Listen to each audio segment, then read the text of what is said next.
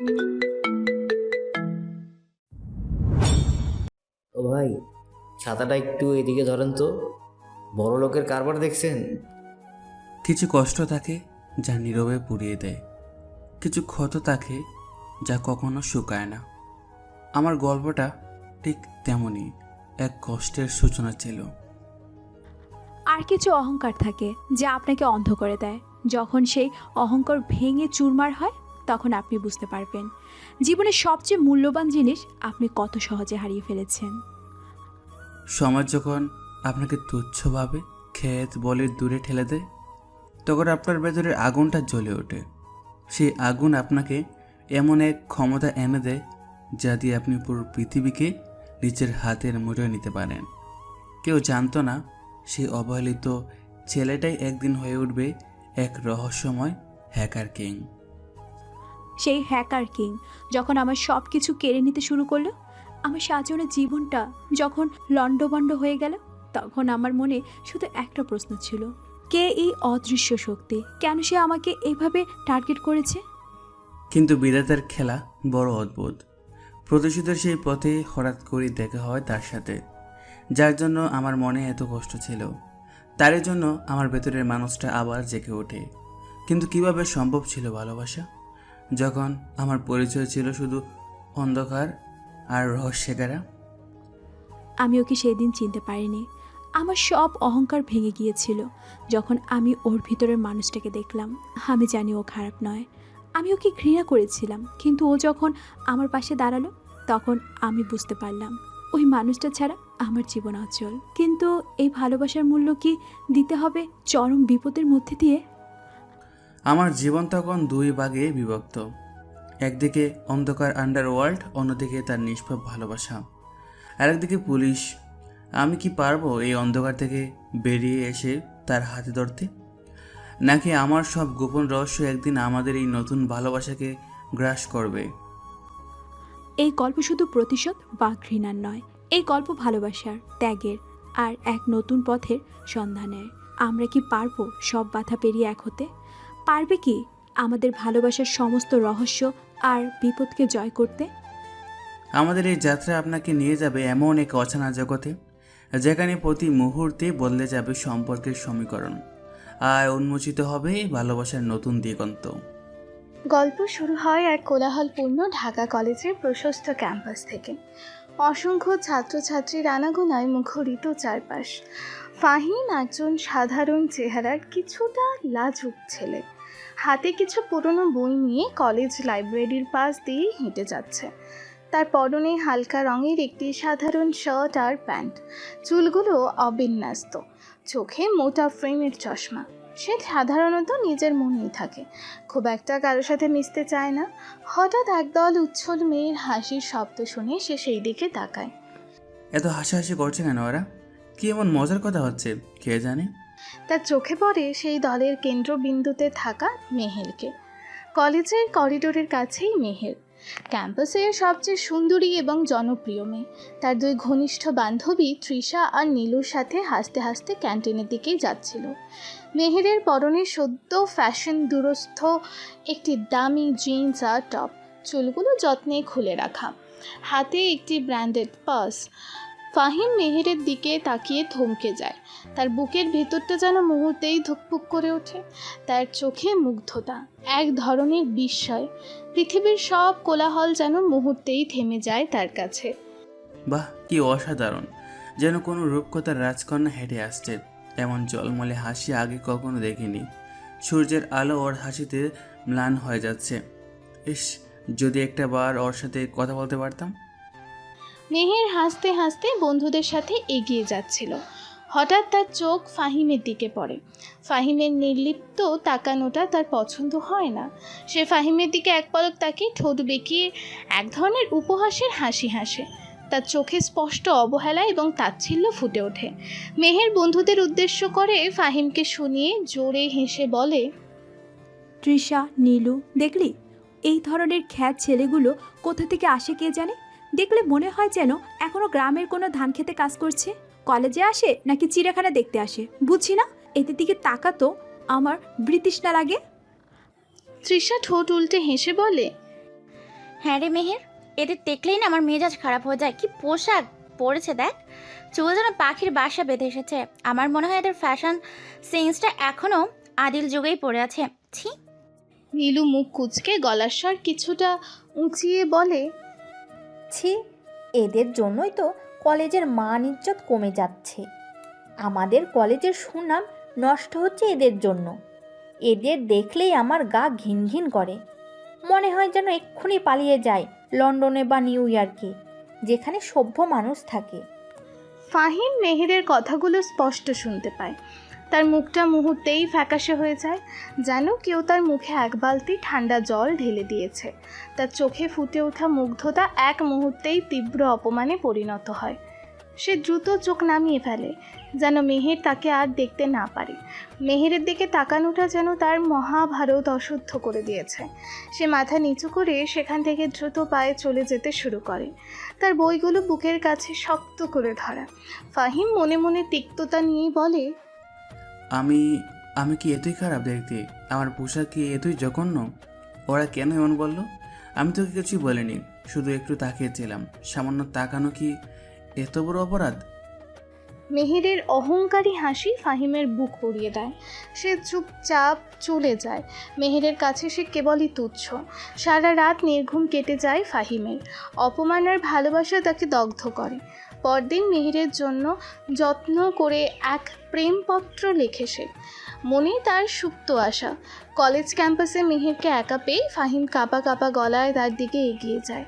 তার বুক কাঁপছে, কপালে বিন্দু বিন্দু ঘাম। মেহের, তোমাকে একটা কথা বলার ছিল। মানে এটা তোমার জন্য, প্লিজ একটু দেখবে?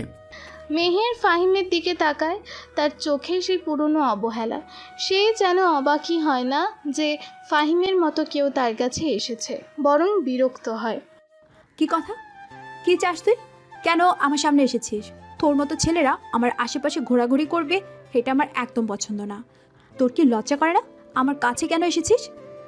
এটা তোমার জন্য, আমি তোমার জন্য লিখেছি। প্লিজ মেহের, শুধু একবার পড়ো। মেহের ফাহিমের হাত থেকে প্রেমপত্রটি নেয়। তার মুখে এক ধরনের অদ্ভুত অহংকারী হাসি। সে প্রেমপত্রটি খুলতে শুরু করে, যেন সে কোনো ময়লার কাগজ দেখছে। ফাহিমের বুকের ধুকপুকানি আরও জোরে বাড়তে থাকে। তার মনে হয় এই মুহূর্তে পৃথিবীর সবথেকে কঠিন পরীক্ষা চলছে তার ভাগ্য যেন এই কাগজের ভাঁজের ওপরই নির্ভর করছে। মেহের প্রেমপত্রটি পড়তে পড়তে ঠোঁট বাঁকিয়ে হাসির রোল তুলে বলে, প্রিয় মেহের, আমি তোমাকে প্রথম যেদিন দেখেছি আমার মনে হয়েছে তুমি আমার স্বপ্নকন্যা। তোমার চোখ, তোমার হাসি, আমি তোমাকে খুব ভালোবাসি। আমি আমার জীবনের আলো, আমি তোমার জন্য সব কিছু করতে পারি। মেহের হঠাৎ পড়া থামিয়ে খিলখিল করে হেসে ওঠে। তার হাসি শুনে আশেপাশের কলেজ করিডোরে থাকা প্রায় সব ছাত্রছাত্রী তাদের দিকে তাকায়। তৃষা আর নীলুও হাসতে হাসতে এগিয়ে আসে তাদের কৌতূহল মেটাতে। মেহের যেন এই সুযোগটাই খুঁজছিল। মেহের প্রেমপত্রটি সবার সামনে সশব্দে ছিঁড়ে ফেলে। টুকরোগুলো ফাহিমের মুখের দিকে ছুঁড়ে দেয়, তার কণ্ঠস্বর প্রায় চিৎকারের মতো। কি লিখেছিস এসব? স্বপ্নকন্যা? আমার মতো মেয়েকে নিয়ে তুই স্বপ্ন দেখিস? তোর কি মাথা খারাপ হয়ে গেছে? তোর সাহস কি করে হয় আমার মতো সুন্দর স্মার্ট ব্র্যান্ডেড মেয়ের কাছে প্রেমপত্র নিয়ে আসার? আয়নায় কখনো নিজের মুখ দেখেছিস? তোর তেল চিটে চুল, মোটা ফ্রেমের চশমা আর ওই খ্যাতমার্কা পোশাক নিয়ে তুই এসেছিস আমাকে প্রেমপত্র দিতে? তোর সাহস হয় কি করে আমার কাছে আসতে? আমার ফ্রেন্ডরা শুনলে হাসতে হাসতে মরে যাবে। তুই একটা জঘন্য খ্যাত, তোর মুখও আমি দেখতে চাই না। অফিস রুমে গিয়ে তোর প্রিন্সিপালকে বল তোকে যেন এই কলেজ থেকে বের করে দেয়। তুই এই কলেজের উপযুক্ত না। এই কলেজ তোর মতো খ্যাত ছেলে মেয়েদের জন্য নয়। ছিঁড়ে যাওয়া কাগজের টুকরোগুলো ফাহিমের পায়ের কাছে কলেজের নোংরা মেঝেতে ছড়িয়ে পড়ে। ফাহিম নির্বাক নিস্তব্ধ হয়ে মেহেরের দিকে তাকিয়ে থাকে। তার চোখে টলমল করা জলগুলো গাল বেয়ে নিচে নেমে আসে। সে যেন এক জীবন্ত পাথরের মূর্তি। মেহেরের বন্ধুরা ফিসফিস করে হাসছে। কেউ কেউ মোবাইলে এই দৃশ্যটি ছবি তুলছে, কেউ কেউ ভিডিও করছে। ফাহিম যেন সেই দৃশ্যের প্রধান উপহাসের পাত্র। ফাহিমের ভেতরটা যেন ছিন্ন ভিন্ন হয়ে যাচ্ছে। প্রতিটি শব্দ যেন ছুরির ফলার মতো বিচ্ছে। আমি এত কষ্ট কেন পাচ্ছি? আমার ভালোবাসা কি এতই তুচ্ছ? আমি কি সত্যি তো অযোগ্য? আজ থেকে আমি আর ফাহিম থাকবো না, আমি অন্য কেউ হব। আমি এমন কেউ হব যাকে তোমরা ছুতেও পারবে না। Just wait and watch. Meher বিজয়ীর ভঙ্গিতে গজগজ করতে করতে তৃষা আর নীলুর সাথে চলে গেল। ফাহিমের দিকে তাকিয়ে আশেপাশে সবাই ফিসফিস করে হাসছে, টিটকারি দিচ্ছে। ফাহিম স্থির দাঁড়িয়ে রইল, চোখ থেকে অঝরে জল ঝরছে। ছিঁড়ে যাওয়া প্রেমপত্রের টুকরোগুলো সে ধীরে ধীরে কুড়িয়ে নিল, যেন সেগুলো তার হৃদয়েরই খণ্ড খণ্ড অংশ। তার মনের ভেতর এক তীব্র জ্বালা। কিছু সময় পর কলেজ ক্যান্টিনের এক কোণে ফাহিম চুপচাপ বসে আছে, যেন সে অদৃশ্য হতে চায়। তার সামনে রাখা চায়ের কাপ ঠান্ডা, মুখটা ফ্যাকাশে, চোখগুলো লালচে, ভেতরে তার তীব্র যন্ত্রণা, এক অসহনীয় কষ্ট। তার দুই বন্ধু রনি ও সজীব কাছে এসে নির্দয়ভাবে ঠাট্টা করতে শুরু করলো। রনি হাসতে হাসতে কাঁধে হাত রেখে বলল, কিরে ফাহিম, প্রেমিকা বুঝি পাত্তা দিল না? কি বলছিলি জানো, প্রেমপত্র দিয়েছিস? কিরে ফাহিম, মেহেরের কাছে প্রেমপত্র দিয়েছিলি? আমরা তো শুনলাম মেহের তোকে পাত্তাই দেয়নি, বরং সবার সামনে এমন অপমান করেছে যে তোর তো আর কলেজে মুখই দেখাতে পারার কথা না। কিরে ভাই, একদম চুপ কেন? সজীব মজা করে, দাঁত বের করে হেসে বলে, আরে ফাহিম, তুই মেহেরকে কেন দিতে গেলি? ও তো কলেজের রানী কুইন মেহের, ওর পেছনে তো কত স্মার্ট হ্যান্ডসাম ছেলে ঘুরে। আর তুই তো আমাদের দলের রাজা, মানে ক্ষেত রাজা। রাজার কি রানীর কাছে যাওয়ার সাহস থাকা উচিত রে? এটা তো কৌতুক ছাড়ার কিছুই না। ফাহিম কিছু বলে না, সে শুধু তাদের দিকে উদাসীনভাবে তাকিয়ে থাকে। তার চোখে এক ধরনের তীব্র বেদনা এবং শূন্যতা। সে যেন আর এই পৃথিবীর অংশ নয়, যেন তার শরীরটা এখানে থাকলেও মনটা অনেক দূরে কোথাও চলে গেছে। শোন ভাই, তোর মতো দেখতে হলে মেয়ে তো দূরের কথা, কলেজের কোনো মেয়েই তোর দিকে ফিরে তাকাবে না। তুই বরং তোর ওই মোটা ফ্রেমের চশমা আর বই নিয়েই থাক, ওটাই তোর আসল সঙ্গী। ওরাই তোকে বুঝবে আর কোনোদিন অপমান করবে না। হ্যাঁ রে, তুই তো ভালো ছাত্র, পরীক্ষার সময় তোর ব্রেন তো খুব কাজ করে। তুই বরং নিজেকে কম্পিউটারের পেছনেই ঢেলে দে, ওটাই তোর জগৎ। আমাদের মতো সুন্দর স্মার্ট ছেলেদের জন্য মেহেরের মতো মেয়েরা, বুঝলি? আর তোর মতো খ্যাত ছেলেদের জন্য শুধু বই আর কম্পিউটার। ফাহিম তাদের কথা শুনে আরও কষ্ট পায়। তার ভেতরে যেন একটা চাপা আগুন জ্বলতে শুরু করে। সে বুঝতে পারে তার বন্ধুরাও তাকে বোঝে না, তারাও তাকে নিয়ে হাসাহাসি করছে, তারা শুধু মজা করে। তার মনে হয় সে এই পৃথিবীতে সত্যি একা, তার কোনো মূল্য নেই। তার চোখে প্রতিশোধের আগুন দপ করে জ্বলে ওঠে। সে এই মুহূর্তে নিজেকে এমন একটা অদৃশ্য শক্তি বানাতে চায় যা কেউ কল্পনাও করতে পারবে না। ফাহিম মনে মনে ফিসফিস করে, দাঁতে দাঁত চেপে বলে, আমার কোনো মূল্য নেই? আমি খ্যাত, ঠিক আছে, আমি প্রমাণ করব আমার মূল্য আছে। আমি এমন কিছু করব যা তোমরা কল্পনাও করতে পারবে না। তোমরা আমাকে চেনো না, মেহের তুমিও চেনো না। তোমরা সবাই সেদিন আমাকে দেখে হাসবে। আমি তোমাদের হাসির কারণ হব না, তোমাদের ভয়ের কারণ হব। ফাহিম হঠাৎ চেয়ার ছেড়ে উঠে দাঁড়ায়, তার মুখে এক ধরনের দৃঢ় সংকল্পের ছাপ। তার বন্ধুরা অবাক হয়ে তার দিকে তাকিয়ে থাকে। ফাহিম কিছু না বলে ক্যান্টিন থেকে বেরিয়ে যায়, তার হাঁটার ভঙ্গিতে এক ধরনের নতুন দৃঢ়তা। সে সোজা কলেজের কম্পিউটার ল্যাবের। রাতে ফাহিম তার ছোট অগোছালো ঘরে ল্যাপটপের সামনে বসে আছে। তার টেবিল, বই আর কাগজের স্তূপে ভর্তি। ঘর অন্ধকার, শুধু ল্যাপটপের নীল আলো তার মুখে পড়ছে।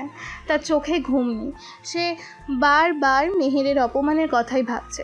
বন্ধুদের বিদ্রূপের শব্দ তার কানে বাজছে। তার মনের ভেতরটা যেন অশান্ত সমুদ্র। আমি আর এই অপমান সহ্য করবো না। আমি নিজেকে পরিবর্তন করব। আমাকে এমন কিছু হতে হবে যা কেউ ছুঁতেও পারবে না, কেউ আমাকে হেও করতে পারবে না। কিন্তু কিভাবে? আমি তো সাধারণ মানুষ, আমার কাছে তো টাকা নেই, ক্ষমতা নেই। আমি কি করব? আমাকে তো কেউ চিনবেও না। সে ইন্টারনেট ঘাঁটতে থাকে, উদ্দেশ্যহীনভাবে বিভিন্ন ওয়েবসাইট ঘুরছে। হঠাৎ তার চোখে পড়ে একটি আর্টিকেল, দ্য ডার্ক ওয়েভ, আন্ডারওয়ার্ল্ডের গোপন জগৎ এবং হ্যাকারদের দুনিয়া। শিরোনামটা তার মনোযোগ আকর্ষণ করে। সে কৌতূহলবশত সেই লিঙ্কে ক্লিক করে। স্ক্রিনে ভেসে ওঠে অচেনা ওয়েবসাইট, যেখানে হ্যাকাররা তাদের কাজ নিয়ে আলোচনা করছে। বিভিন্ন গোপন তথ্য লেনদেন হচ্ছে, ক্রিপ্টোকারেন্সির মাধ্যমে বড় বড় ডিল হচ্ছে। সে যেন এক নতুন নিষিদ্ধ জগতের দ্বার প্রান্তে এসে দাঁড়িয়েছে। হ্যাকিং? এটা কি? এটা কি সত্যি সম্ভব? কোনো কম্পিউটারকে নিয়ন্ত্রণ করা, একটা দেশের পুরো সিস্টেমকে হ্যাক করা? আমি কি এটা শিখতে পারবো? এই দুনিয়াটা তো বিশাল। এখানে তো মনে হচ্ছে অদৃশ্য কিছু মানুষ পুরো পৃথিবী চালাচ্ছে। আমি যদি এই শক্তিটা অর্জন করতে পারি। সে হ্যাকিংয়ের একটি গোপন ফোরামে প্রবেশ করে। সেখানে বিভিন্ন কঠিন টার্ম, কোড এবং সাইবার ক্রাইমের আলোচনা চলছে। Phishing, malware, DDoS attack, dark network, এই শব্দগুলো আমার কাছে অপরিচিত। কিন্তু তার মনে এক ধরনের অদ্ভুত আকর্ষণ তৈরি করে। ফাহিম প্রথমে কিছুই বুঝতে পারে না, কিন্তু তার ভেতরের জেদ তাকে থামতে দেয় না। তার মনে এক নতুন অন্ধকার পথের ইঙ্গিত আসে, প্রতিশোধের পথ। এই পথ হয়তো ভয়ঙ্কর, অপরাধে ভরা, কিন্তু এই পথ তাকে এমন এক ক্ষমতা দিতে পারে যা দিয়ে সে সবাইকে দেখিয়ে দিতে পারবে সে কে। এই ক্ষমতা তাকে আর দুর্বল থাকতে দেবে না। ফাহিম নিঃশ্বাস ফেলে, তার শরীর উত্তেজনায় কাঁপছে। আমি এটাই করব। আমি আর দুর্বল থাকবো না। আমি ক্ষমতা অর্জন করব, আর যারা আমাকে অপমান করেছে তাদের আমি দেখিয়ে দেব আমি কে। মেহের, তুমি আমাকে এই ক্ষেত বলেছিলে। তুমি জানো না এই ক্ষেতের একদিন এমন একটা শক্তি হবে যা তোমাদেরকে সবাইকে কাঁপিয়ে দিবে। তোমরা আমাকে চিনবে না, কিন্তু আমার নাম শুনলেই তোমাদের বুক কেঁপে উঠবে। তার মনে এক ধরনের অস্থিরতা, এক ধরনের উত্তেজনা। সে বুঝতে পারে এই পথ হয়তো তার জীবনকে পুরোপুরি বদলে দেবে। সে তার হাতে থাকা একটি পুরনো পাঠ্য বই ছুঁড়ে ফেলে দেয়, যেন সে তার অতীত জীবনকে ছুঁড়ে ফেলছে। তার চোখে এখন কেবল ল্যাপটপের স্ক্রিনের দিকে স্থির দৃষ্টি। সে নিজেকে ওই অন্ধকার জগতে হারিয়ে ফেলার জন্য প্রস্তুত, এক নতুন ফাহিম হয়ে ওঠার জন্য। গভীর রাত, ঘড়িতে প্রায় রাত 3টা বাজে। বাইরের নীরবতা ঘরের ভেতরে ফাহিমের গভীর মনোযোগকে আরও বাড়িয়ে তুলেছে। ফাহিম তার ল্যাপটপের সামনে বসে আছে। তার চোখগুলো লাল, কিন্তু তার মুখে এক ধরনের দৃঢ় সংকল্প। তার কপালে ঘামের রেখা, যা তার একনিষ্ঠ চেষ্টার প্রমাণ। সে হ্যাকিং শেখার জন্য বিভিন্ন অনলাইন টিউটোরিয়াল দেখছে, কিন্তু প্রোগ্রামিং বই পড়ছে, জটিল কোড লিখছে। তার ছোট্ট রুমে শুধু কিবোর্ডের কিচিরমিচির শব্দ শোনা যাচ্ছে, যেন এই শব্দগুলোই তার নতুন জীবনের মন্ত্র। আমাকে শিখতেই হবে, আমাকে পারতেই হবে। আমি ক্ষেত নই, আমি দুর্বল নই, আমি ফাহিম। আর আমি এমন কিছু করব যা কেউ কখনো কল্পনা করতে পারেনি। আমি অন্ধকার পথে নিজেকে প্রমাণ করব। আমি এমন ক্ষমতা অর্জন করব যা দিয়ে আমি আমার শত্রুদের পায়ের তলায় পিষে ফেলবো। সে একটি কঠিন কোড লাইন কপি করে তার টার্মিনালে পেস্ট করে। কোড রান হয় এবং একটি সবুজ লেখা স্ক্রিনে ভেসে ওঠে। Access granted to system root user FHM HKRKNG। ফাহিমের মুখে একটি বিজয়ের হাসি ফুটে ওঠে। এই প্রথম সে একটি ভার্চুয়াল সুরক্ষিত সিস্টেম তার নিজের কোড দিয়ে প্রবেশ করতে পেরেছে। এটা তার জন্য একটি ছোট কিন্তু গুরুত্বপূর্ণ জয়, তার নতুন পরিচয়ের প্রথম ধাপ। ফাহিম মুষ্টিবদ্ধ করে, তার চোখে এক বিজয়ের ঝিলিক। আমি পারবো, আমি নিজেকে পরিবর্তন করব। যারা আমাকে অবহেলা করেছে তাদের আমি দেখিয়ে দেব। এই কম্পিউটারই এখন আমার সবচেয়ে কাছের বন্ধু। এই কোডই আমার ভাষা, এই ইন্টারনেটই আমার রাজত্ব। আমি এই জগতের রাজা হব, হ্যাকার কিং। এটাই হবে আমার নতুন নাম, আন্ডারওয়ার্ল্ডের হ্যাকার কিং। ফাহিম তার ল্যাপটপের সামনে আরও মনোযোগ দিয়েই বসে।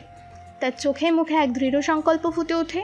তার চোখে এখন আর সেই লাজুকতা নেই, আছে এক ধরনের তীক্ষ্ণতা, এক ধরনের জেদ, এক ধরনের উন্মত্ততা। সে জানে এই জেদ তাকে অনেক দূর নিয়ে যাবে, এমন এক পথে যেখানে সম্মানের ক্ষমতা তার জন্য অপেক্ষা করছে। প্রতিশোধের আগুন তার শিরায় শিরায় বইছে।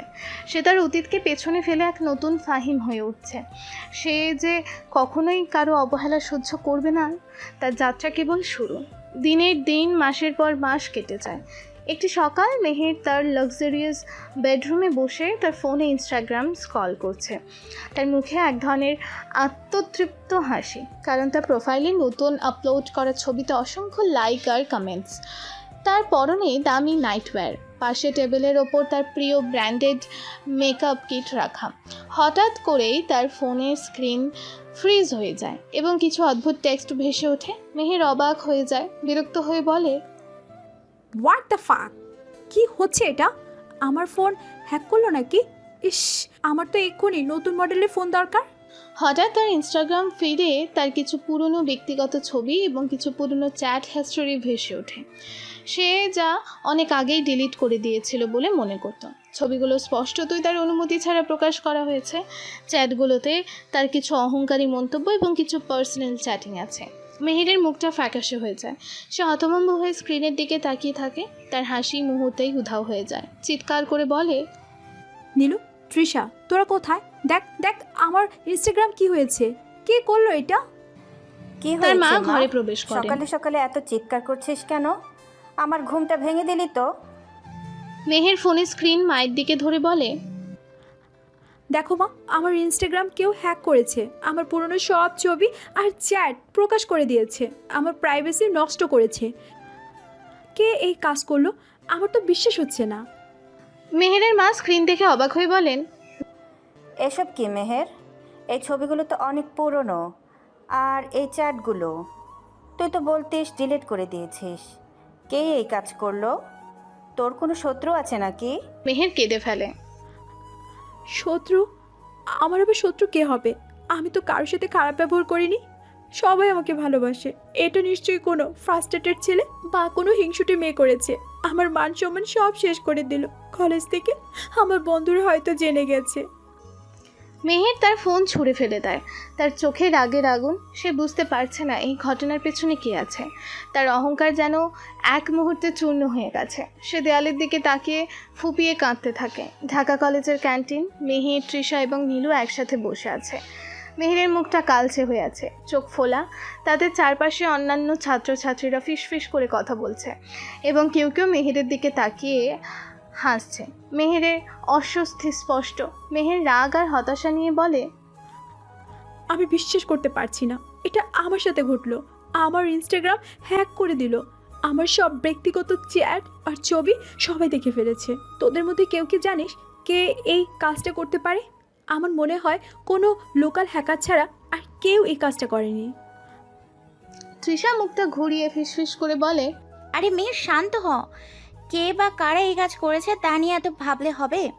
কিছু বোকা ছেলেপুলে তোকে নিয়ে মজা করার জন্যই এমন করেছে হয়তো। তবে সত্যি বলতে তোর কিছু চ্যাট কিন্তু বেশ অ্যারোগেট ছিল। মেহের চিৎকার করে বলে, কি বলছিস তৃষা? আমার চ্যাট অ্যারোগ্যান্ট ছিল মানে? আমি যা মনে করি তাই বলি, এতে কার কি সমস্যা? তোর কি মনে হয় এটা কোনো ছেলে করেছে? আমার তো মনে হয় কোনো হিংসুটে মেয়ে করেছে। আমার তো কোনো শত্রু নেই।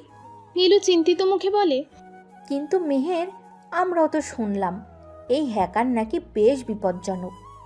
গত সপ্তাহে নাকি আমাদের কলেজের পরীক্ষার রেজাল্ট শিটও বদলে দিয়েছে। কেউ কেউ বলছে এটা নাকি কোনো সাধারণ হ্যাকার না, অনেক পাওয়ারফুল। মেহের টেবিলে হাত চাপড়ে বলে, পাওয়ারফুল হোক বা না হোক, আমি ওকে খুঁজে বের করব। আমার পার্সোনাল লাইফে নাক গলানোর সাহস ওর হলো কি করে? আমি এই রহস্যময় হ্যাকারকে খুঁজে বের করে ওকে এমন শিক্ষা দিব যাতে ওর বাপদাদারও আর কখনো কোনো মেয়ের প্রাইভেসি নষ্ট করার সাহস না পায়। আমি ওর অস্তিত্ব মুছে ফেলবো। মেহেরের চোখে মুখে প্রতিশোধের আগুন জ্বলে ওঠে। তার বন্ধুরা তাকে শান্ত করার চেষ্টা করে, কিন্তু মেহেরের রাগ যেন থামছেই না। ক্যান্টিনের অন্য ছাত্রছাত্রীরা তাদের দিকে তাকিয়ে থাকে। কেউ কেউ ফিসফিস করে হাসে, কেউ কেউ মেহেরের রাগী চেহারা দেখে কিছুটা ভয় পায়। মেহেরের শপথ করে সে এই হ্যাকারকে খুঁজে বের করবে।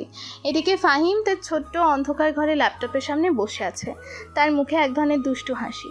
সে মেহেরের ইনস্টাগ্রাম হ্যাক করার পর থেকে যেন আরও আত্মবিশ্বাসী হয়ে উঠেছে।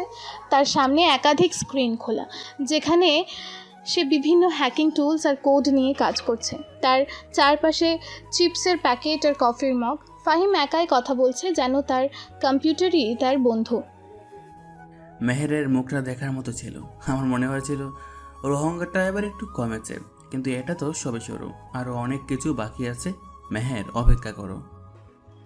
সে এবার কলেজের পরীক্ষার সার্ভারে লগ ইন করার চেষ্টা করে। কয়েক মিনিটের মধ্যে সে সফল হয়। গণিত পরীক্ষার প্রশ্নপত্র। এটা ফাঁস করলে কেমন হয়, নাকি কিছু ছাত্রের ফল পরিবর্তন করে দিই? রনি আর সজীব ওরা আমাকে খেত বলেছিল, ওদের একটু উপকার করা যাক। ফাহিম, রনি ও সজীবের রেজাল্ট পরিবর্তন করে দেয়, তাদের ফেল থেকে পাশ বানিয়ে দেয়। এরপর সে গণিত প্রশ্নপত্রটি কলেজের একটি গোপন গ্রুপে ফাঁস করে দেয়। ফাহিম মুচকি হেসে মনে মনে বলে, আমার নামটা ধীরে ধীরে ছড়াচ্ছে, দ্য গোস্ট হ্যাকার। এটা ভালো শোনায়। এখন থেকে আর কেউ আমাকে খেত ফাহিম বলে ডাকবে না, সবাই আমাকে ভয় পাবে। সে আরও কিছু ছোটোখাটো সাইবার ক্রাইম করে, কলেজের ক্লাস রুটিন বদলে দেয়, কিছু শিক্ষকের পার্সোনাল ডেটা ফাঁস করে হুমকি দেয়। তার লক্ষ্য নিজের ক্ষমতা প্রতিষ্ঠা করা। সে প্রতি মুহূর্তে তার হ্যাকিং দক্ষতা বাড়িয়ে তুলছে। সে বুঝতে পারছে এই ক্ষমতা তাকে নতুন এক পরিচয় দিচ্ছে। তার চোখে এক ধরনের ঠান্ডা চাহনি। এইদিকে একটি গোপন আন্ডারওয়ার্ল্ড আড্ডাখানা।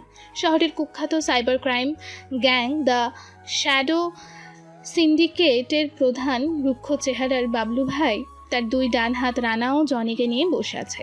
তাদের সামনে ল্যাপটপে ফাহিমের করা সাম্প্রতিক হ্যাকিংগুলো রিপোর্ট খোলা।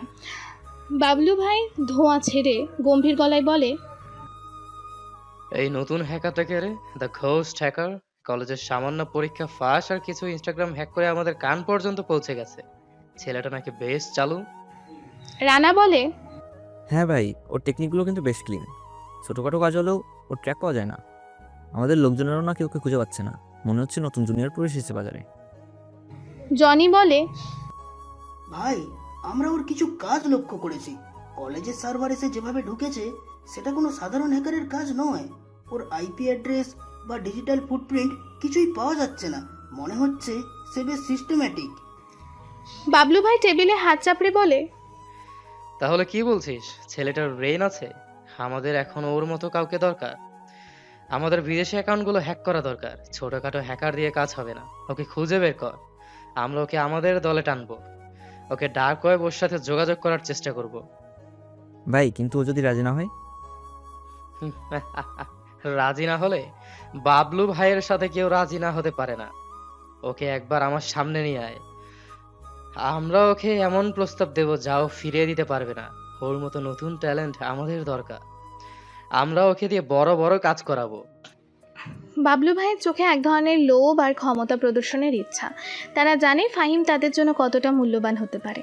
জনি ও রানা মাথা নিচু করে সম্মতি জানায়। আন্ডারওয়ার্ল্ডে এখন ফাহিমকে তাদের দিকে টানতে চাইছে। যে ফাহিম একসময় শুধু কলেজের একজন অবহেলিত ছাত্র ছিল, ফাহিমের সেই অন্ধকার রুম, তার ল্যাপটপের স্ক্রিনে বাবলু ভাইয়ের পাঠানো একটি এনক্রিপ্টেড মেসেজ ভেসে উঠছে। মেসেজ একটি ব্যাংকের নাম এবং একটি অ্যাকাউন্ট নাম্বার দেওয়া আছে, সাথে একটি বিশাল অঙ্কের টাকার পরিমাণ। ফাহিমের মুখে এক ধরনের অস্থিরতা। এত বড় কাজ সে আগে কখনো করেনি। বাবুল ভাই, ওরা আমাকে এই প্রস্তাব দিয়েছে। এত বড় একটা ব্যাংকের অ্যাকাউন্ট হ্যাক করতে হবে, এটা তো অনেক বড় ঝুঁকি। যদি ধরা পড়ি? তার মনে মেহেরের অপমানের কথাগুলো ভেসে ওঠে। তোর মতো খ্যাত ছেলেগুলো, তোর মুখও আমি দেখতে চাই না। না, আমি ধরা পড়বো না। আমি আর দুর্বল থাকবো না। এটাই আমার সুযোগ। আমার টাকার দরকার, অনেক টাকার। আমাকে প্রমাণ করতে হবে যে আমি কেবল ছোটখাটো হ্যাকার নই, আমি হ্যাকার কিং। ফাহিম তার হাত দুটো কিবোর্ডের ওপর রাখে, তার চোখগুলো স্ক্রিনের দিকে স্থির। সে তার সব জ্ঞান আর দক্ষতা দিয়ে কাজ শুরু করে। প্রথমে সে ব্যাংকের সিকিউরিটি সিস্টেম ভাঙার চেষ্টা করে। একের পর এক ফায়ারওয়াল এবং এনক্রিপশন লেয়ার ভাঙতে থাকে। তার আঙুলগুলো যেন কিবোর্ডের ওপর নাচছে। সময় গড়িয়ে যায়, ভোর হতে চলেছে। ফাহিমের কপাল বেয়ে ঘাম ঝরছে। হঠাৎ স্ক্রিনে একটি মেসেজ ভেসে ওঠে, transfer complete, amount $50 lakh. Fahim চিৎকার করে। তার মুখে এক ধরনের মিশ্র অনুভূতি, ভয়, উত্তেজনা আর বিজয়। হ্যাঁ, আমি পেরেছি। $5 মিলিয়ন, আমি পেরেছি। এই প্রথম সে এত বড় অঙ্কের টাকা হাতিয়ে নেয়। তার জীবনেই প্রথম সে সরাসরি এত বড় ধরনের ক্রাইমে জড়িয়ে পড়ে। তার রুমে নীরবতা ভেঙে যায় তার শ্বাস প্রশ্বাসের শব্দে। তার মনে হয় সে যেন নতুন এক জগতে প্রবেশ করছে। এই জগৎ অন্ধকার, কিন্তু এই জগৎ তাকে ক্ষমতা দিচ্ছে। তার হাতে এখন অর্থ আর ক্ষমতা, সেই দুটো জিনিস যা দিয়ে সে সব অপমান ভুলিয়ে দিতে পারবে। তার মনে হয় মেহেরের কথাগুলোই তাকে এই পথে নিয়ে এসেছে। সে জানে এই পথ থেকে ফিরে আসা হয়তো সম্ভব নয়। ফাহিম নিজেকে নিজে বলছে, তার কণ্ঠস্বরে এক ধরনের নতুন আত্মবিশ্বাস। $5 মিলিয়ন, এত টাকা আমি কখনো একেবারে দেখিনি। আমার একটা সাধারণ কোটি এত কিছু করে দিল। মেহের, সেদিন তুমি আমাকে ক্ষেত বলেছিলে, আজ আমি সেই ক্ষেত যে কোটি কোটি টাকা এক নিমেষে সরিয়ে ফেলতে পারে, এই ক্ষমতাটা কি অদ্ভুত। এক সময় আমি কেবল ক্লাস নোটস আর বইয়ের পেছনে চড়তাম, আর এখন আমি এমন কিছু নিয়ন্ত্রণ করছি যা দেশের সবচেয়ে শক্তিশালী মানুষও পারে না। সে তার সিস্টেম থেকে কিছু কলেজের ডেটাবেজ হ্যাক করে, সেই কলেজের স্কলারশিপের তালিকা পরিবর্তন করে কিছু অভাবী ছাত্রছাত্রীর নাম যোগ করে দেয় যারা সত্যিকারের যোগ্য হওয়া সত্ত্বেও সুযোগ পায়নি। এরপর সে কলেজের বার্ষিক সাংস্কৃতিক অনুষ্ঠানের বাজেট থেকে কিছু টাকা সরিয়ে সেটি পুরো ছাত্রকল্যাণ তহবিলে যোগ করে দেয়, যাতে গরিব ছাত্ররা আরও বেশি সাহায্য পায়। ফাহিম স্ক্রিনের দিকে তাকিয়ে হাসে। আমি কেবল টাকা চুরি করছি না, আমি চাইলে সমাজে কিছু পরিবর্তন আনতে পারি, যারা বঞ্চিত তাদের জন্য কিছু করতে পারি। এই ক্ষমতার স্বাদটা সত্যি অন্যরকম। মনে হচ্ছে আমি সব কিছুর নিয়ন্ত্রক। পরদিন কলেজ ক্যান্টিনে মেহের তার বন্ধুদের সাথে বসেছিল। ফাহিম দূর থেকে তাদের দেখতে পায়। মেহেরের মুখে এখনও সেই অহংকার, তার সামনে তার ফোন রাখা। ফাহিম তার ফোন থেকে মেহেরের ইনস্টাগ্রাম অ্যাকাউন্ট আবারও হ্যাক করে। এবার সে কোনো নোংরা জিনিস পোস্ট করে না, বরং সে মেহেরের নিজেরই কিছু পুরনো ছবি পোস্ট করে, যেখানে মেহের সাধারণ পোশাকে মেকআপ ছাড়া দেখাচ্ছে। ছবিগুলো এমনভাবে এডিট করা যে মেহেরকে হাস্যকর দেখাচ্ছে। মেহেরের ফোনে নোটিফিকেশন আসতে শুরু করে। ফাহিম মনে মনে মৃদু হাসে। মেহের, তুমি এখনও তোমার অহংকার নিয়ে বসে আছো? তুমি জানো না তোমার মতো মানুষদের অহংকার ভাঙার জন্যই আমি এসেছি। এই ক্ষমতা আমার হাতে। আর তুমি এখনও জানো না কে তোমার পেছনে লেগেছে। তোমার হাসি দেখতে আমার খুব ভালো লাগছে। এই খেলাটা এখন আরও জমে উঠবে। রাতে মেহের তার লাক্সারিয়াস বেডরুমে বসে আছে। তার মুখটা রাগে লাল হয়ে আছে, চোখ থেকে যেন আগুন ছুটছে। তার ফোনের স্ক্রিনে তার মেকআপ ছাড়া হাস্যকর ছবিগুলো ভেসে আছে, যেখানে অজস্র নেগেটিভ কমেন্টস। তার পাশে তৃষা ও নীলু বসে তাকে সান্ত্বনা দেওয়ার চেষ্টা করছে, কিন্তু তাদের নিজেদের মুখেই বিরক্তি। মেহের চিৎকার করে বলে, কে করলো এটা? কে আমার এই ছবিগুলো এইভাবে পোস্ট করলো? আমার মুখটা দেখ, আমি দেখতে কেমন দেখাচ্ছি? আমি তো এর আগে কখনো এমন ছবি তুলিনি। আমার তো মনে হচ্ছে কেউ আমাকে স্টক করছে। এই হ্যাকারটা আমাকে শেষ করে দিল, আমার ইমেজ পুরো ডাস্টবিনে ফেলে দিল। তৃষা বিরক্তি নিয়ে বলে, মেহের শান্ত হ, এত চিৎকার কেন করছিস? এটা তো আর প্রথমবার হলো না কেউ তোকে নিয়ে মজা করছে, কিন্তু তোর কিছু ছবি সত্যিই দেখতে কেমন অদ্ভুত লাগছে। মেহের তৃষার দিকে তাকিয়ে বলে, কি বলছিস তৃষা? তুইও আমাকে নিয়ে হাসছিস? আমার মনে হচ্ছে আমি পাগল হয়ে যাব। আমার যত গুরুত্বপূর্ণ ফাইল ছিল গুগল ড্রাইভে, সেগুলো গায়েব হয়ে গেছে। আমার অ্যাডমিশন অ্যাপ্লিকেশনের কিছু ফাইল ছিল সেখানে, সেগুলো খুঁজে পাচ্ছি না। কে এই কাজ করলো? ওই হ্যাকার কি আমাকে টার্গেট করেছে? আমার মনে হচ্ছে এর পেছনে কোনো বড় ষড়যন্ত্র আছে।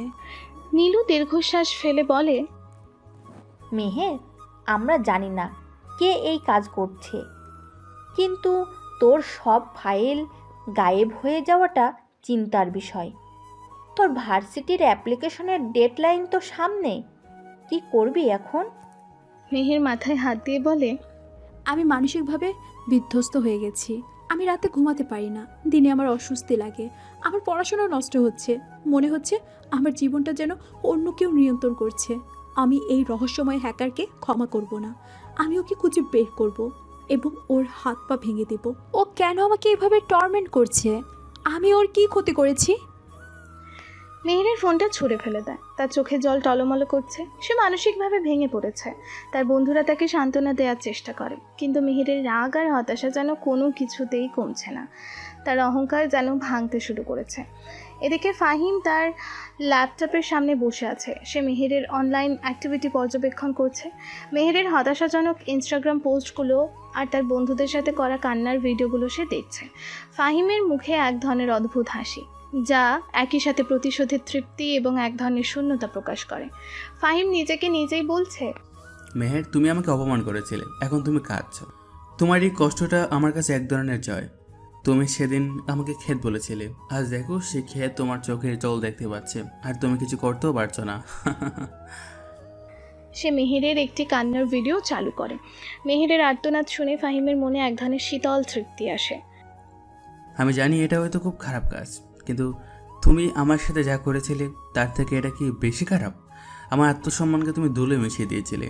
আমি সেদিন মরে যেতে চেয়েছিলাম, আর আজ আমি তোমাকে কষ্ট দিচ্ছি। আমি আমার ভেতরের দুর্বল ফাহিমকে মেরে ফেলেছি, এখন আমি অন্য কেউ।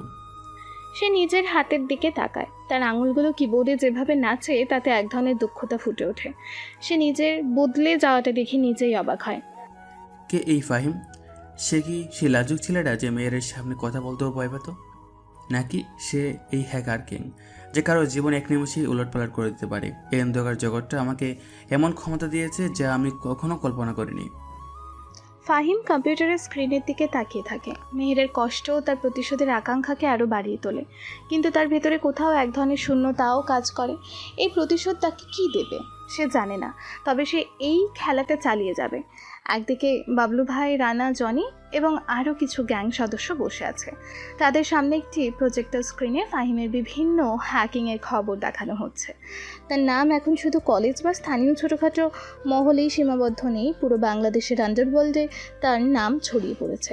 বাবলু ভাই সিগারেটের লম্বা টান দিয়ে চোখে মুগ্ধতা নিয়ে বলে, এই ছেলেটা তো গোস্ট হ্যাকার, ও তো আমাদের ধারণার থেকেও বেশি ডেঞ্জারাস। আমাদের দেওয়া কাজ ছাড়াও সে নিজের মতো করে ছোটখাটো কাজ করছে, আর তার নাম ছড়িয়ে পড়ছে। আমার মনে হচ্ছে সে দেশের সব থেকে বড় হ্যাকার কিং হতে চলেছে। হ্যাঁ ভাই, ওর হ্যাকিং টেকনিকগুলো লেটেস্ট, কেউ ওকে ট্র্যাক করতে পারছে না। গত সপ্তাহে সে ঢাকা স্টক এক্সচেঞ্জের একটি ছোটো সার্ভারে ঢুকেছিল, যদিও কোনো ক্ষতি করেনি, কিন্তু এটা প্রমাণ করার ক্ষমতা। ভাই, আরো বড় বড় গ্যাংগুলো ওকে তাদের দলে টানতে চাইছে। চট্টগ্রামের টাইগার গ্যাং আর খুলনার কালোহাত সিন্ডিকেট সবাই ওর সাথে যোগাযোগ করার চেষ্টা করছে। আমাদের উচিত ওকে আরো বড় প্রস্তাব দেওয়া, যাতে সে আমাদের সাথে থাকে। আমি জানি কি করতে হবে। আমরা ওকে এখন আর ছোটখাটো কাজ দেব না, আমরা ওকে আমাদের বস বানাবো, আমাদের মেইন হ্যাকার। আমরা ওর মাধ্যমে বড় বড় বিজনেস টাইকুনদের ব্যাংক অ্যাকাউন্ট খালি করব, সরকারি ডেটা চুরি করব। ওর মতো ট্যালেন্ট যদি আমাদের সাথে থাকে, তাহলে আমরা পুরো বাংলাদেশ আন্ডারওয়ার্ল্ড নিয়ন্ত্রণ করতে পারবো। বাবলু ভাই ফাহিমের সাথে যোগাযোগের জন্য রানাকে নির্দেশ দেয়। ফাহিমের নাম এখন আন্ডারওয়ার্ল্ডে এক নতুন শক্তির প্রতীক। সবাই তাকে ভয় পেতে শুরু করেছে। ফাহিম নিজেকে হ্যাকার কিং হিসেবে প্রতিষ্ঠিত করার পরিকল্পনা করছে। তার ক্ষমতার বিস্তার হচ্ছে দ্রুত গতিতে। রাতে শহরের একটি অন্ধকার গলির ভেতরে একটি পুরনো গুদাম। ফাহিম সেখানে এসেছে বাবলু ভাইয়ের পাঠানো একটি মেসেজ ডিকোড করে। সে ভেবেছিল এটা কোনো হ্যাকিংয়ের মিশন, কিন্তু সেখানে সে দেখে বাবলু ভাইয়ের গ্যাংয়ের কয়েকজন লোক একজন লোককে মারধর করছে। ফাহিম হতবাক হয়ে দাঁড়িয়ে থাকে। বাবলু ভাই ফাহিমকে দেখে হাসে। আরে ঘোস্ট হ্যাকার, চলে এসেছিস। তোর মতো ট্যালেন্ট আমাদের দরকার ছিল। এই লোকটা আমাদের টাকা চুরি করেছিল, এখন ওর সব তথ্য চাই। তুই ওর ফোন হ্যাক করে ওর সব গোপন তথ্য বের কর। ফাহিম লোকটার দিকে তাকায়। লোকটার মুখ থেকে রক্ত ঝরছে, সে ভয়ে কাঁপছে। ফাহিম কখনো এমন পরিস্থিতিতে পড়েনি। তার হাত কাঁপতে শুরু করে। ফাহিম কাঁপা কাঁপা গলায় বলে, ভাই, আমি তো হ্যাকার, আমি ওসব মারামারি। বাবলু ভাই হাত বাড়িয়ে ফাহিমের গালে থাপ্পড় মারে। কি বলছিস? এখানে কোনো হ্যাকার নেই, এখানে শুধু মাফিয়া আছে। তুই এখন আমাদের দলের অংশ। আমাদের কাজ শুধু কম্পিউটার হ্যাক করা নয়, আমাদের কাজ টাকা আনা। আর টাকা আনতে গেলে মাঝে মাঝে রক্তও ঝরাতে হয়। তুই ওর ফোন হ্যাক করবি, নইলে তোর পরিণতি ওর থেকেও খারাপ হবে। ফাহিম বাবলু ভাইয়ের দিকে তাকায়। তার চোখে ভয়, কিন্তু সে জানে তার আর ফিরে যাওয়ার পথ নেই। সে ল্যাপটপ বের করে লোকটার ফোন হ্যাক করা শুরু করে। তার হাত কাঁপছে, কিন্তু সে জানে তাকে এটা করতেই হবে। হ্যাকিং শেষে সে লোকটার সব তথ্য বাবলু ভাইকে দিয়ে দেয়। বাবলু ভাইয়ের নির্দেশে লোকটাকে মেরে ফেলা হয়। ফাহিম মনে মনে বলে, তার বুক কাঁপছে। এটা কি করাম আমি কি একজন অপরাধী হয়ে গেলাম? আমি তো শুধু প্রতিশোধ নিতে চেয়েছিলাম, কিন্তু এই পথ তো আমাকে অন্য এক জগতে নিয়ে আসছে। আমি তো রক্ত দেখতে চাইনি। ফাহিম সেখান থেকে দ্রুত বেরিয়ে আসে। তার মনে এক ধরনের পরিবর্তন আসে। সে বুঝতে পারে অপরাধের এই জগৎ কেবল কম্পিউটার স্ক্রিনেই সীমাবদ্ধ নয়। এখানে রক্তের গন্ধ আছে, ভয় আছে, আর আছে মানুষের জীবন নিয়ে খেলা করার মতো ক্ষমতা। তার মনে মেহেরের কথা ভেসে ওঠে। সে কি এখন সত্যি হ্যাকার কিং, নাকি একজন খুনি? তার মন দ্বিধায় ভুগছে। সে জানে এই অন্ধকার পথ থেকে ফিরে আসা হয়তো আর সম্ভব নয়। 3 মাস পর একটি অন্ধকার আধুনিক হ্যাকার ল্যাব। ফাহিম এখন আর সেই পুরনো খ্যাত ফাহিম নেই। তার পরনে কালো হুডি, চোখের চশমা বদলে এখন তার তীক্ষ্ণ দৃষ্টি ল্যাপটপে উজ্জ্বল স্ক্রিনে নিবদ্ধ। তার সামনেই রাখা একাধিক মনিটরে দেশের বড় বড় কোম্পানি, ব্যাংক আর সরকারি প্রতিষ্ঠানের ডেটাবেস ভেসে উঠেছে। তার আঙুলগুলো কিবোর্ডের ওপর নিপুণভাবে চলছে। বাবলু ভাই, রানা এবং জনি তার আশেপাশে দাঁড়িয়ে আছে। তাদের চোখে ফাহিমের প্রতি এক ধরনের শ্রদ্ধা মেশানো ভয়। বাবলু ভাই ফাহিমের দিকে তাকিয়ে বিস্মিত স্বরে বলে, ঘোস্ট হ্যাকার, তুই তো আমাদের ধারণার থেকেও বেশি কিছু হয়ে গেছিস। গত সপ্তাহে রাজধানীর সবচেয়ে বড় রিয়েল এস্টেট কোম্পানির সব কালো টাকা যেভাবে তুই বের করে দিলি, তারপর স্বাস্থ্য মন্ত্রণালয়ের সেই দুর্নীতিবাজ সচিবের সব গোপন নথি ফাঁস করে দিলি, এটা শুধু হ্যাকিং না, এটা তো ক্ষমতা। এই দেশে তোর নাম এখন সবার মুখে মুখে, সবাই ঘোস্ট হ্যাকারকে ভয় পাচ্ছে। ফাহিম স্ক্রিনের দিকে তাকিয়ে গম্ভীর কণ্ঠে বলে, আমি ফাহিম নই, আমি এখন হ্যাকার কিং। আর এই ক্ষমতা আমাকে আমার প্রাপ্য প্রতিশোধ দিচ্ছে। আপনারা শুধু দেখুন আমি কী করতে পারি। আমি দেখিয়ে দেব যাদের টাকার ক্ষমতা আছে তাদের পতন হতে পারে। এই দেশের কোনো দুর্নীতিবাজ আমার হাত থেকে বাঁচতে পারবে না। রানা কাছে এগিয়ে এসে বলে, ভাই শুধু দুর্নীতিবাজ না, এখন তো পুলিশও ওর পিছনে লেগেছে। ডিবিআই সাইবার ক্রাইম ইউনিট তো ওর আইপি অ্যাক্সেস আর ডিজিটাল ফুটপ্রিন্ট ট্র্যাক করার চেষ্টা করছে। দেশের শীর্ষস্থানীয় গোয়েন্দারাও তো ওর নাম নিয়ে আলোচনা করছে। ওর নাম এখন তাদের মোস্ট ওয়ান্টেড লিস্টে চলে এসেছে। ফাহিম মুচকি হাসে, কিন্তু তার হাসি শীতল। পুলিশ? তারা আমাকে খুঁজে পাবে না।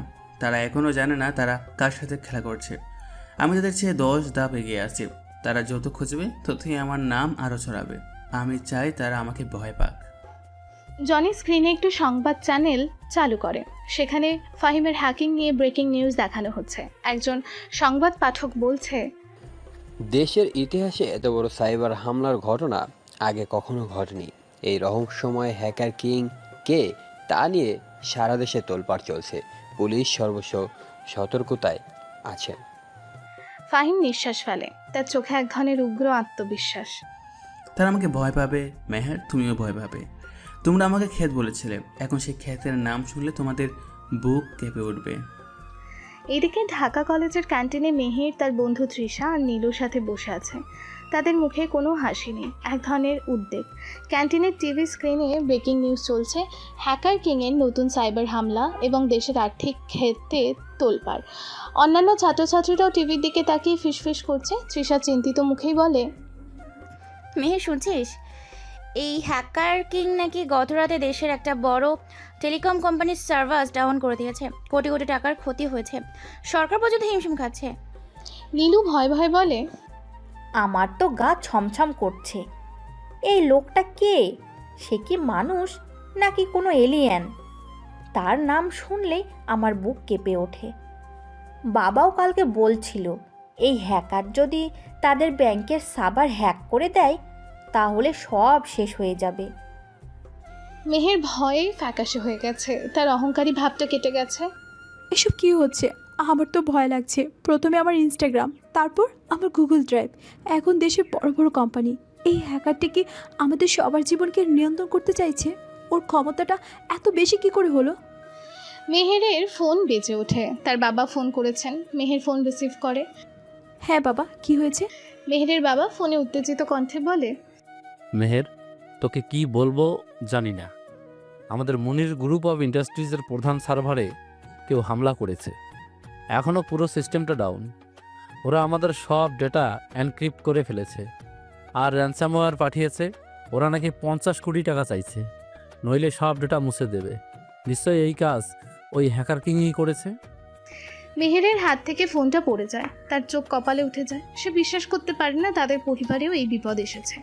মেহের চিৎকার করে বলে, বাবা, আমাদের কোম্পানির সার্ভার হ্যাক হয়েছে, 50 কোটি টাকা। ওই হ্যাকার কিংকে ও কেন আমাদের টার্গেট করেছে? তৃষা আর নীলু হতবাক হয়ে মেহেরের দিকে তাকিয়ে থাকে। মেহেরের চোখে স্পষ্ট ভয়, এক ধরনের আতঙ্ক। সে বুঝতে পারছে এই হ্যাকার কোনো সাধারণ মানুষ নয়, তার ক্ষমতা কল্পনার অতীত। এদিকে ফাহিম তার হ্যাকার ল্যাবে বসে আছে। তার সামনে স্ক্রিনে মেহেরের বাবার ব্যবসা প্রতিষ্ঠান মুনির গ্রুপ অফ ইন্ডাস্ট্রিজের হ্যাক করা সার্ভারের চিত্র ভেসে উঠেছে। রানসামওয়্যারের মেসেজ স্পষ্ট দেখা যাচ্ছে। ফাহিমের মুখে এক ধরনের শীতল হাসি, যেন সে নিজেরাই তৈরি করা একটি নাটকের অভিনয় দেখছে। মেহের, তোমার বাবা আমাকে ক্ষেত বলে অপমান করেছিল। তোমার বাবা আমাকে অপমান করে বলেছিলেন, তোমার মতো ছেলেদের জন্য তো তাদের মতো সফল মানুষরা তৈরি হননি।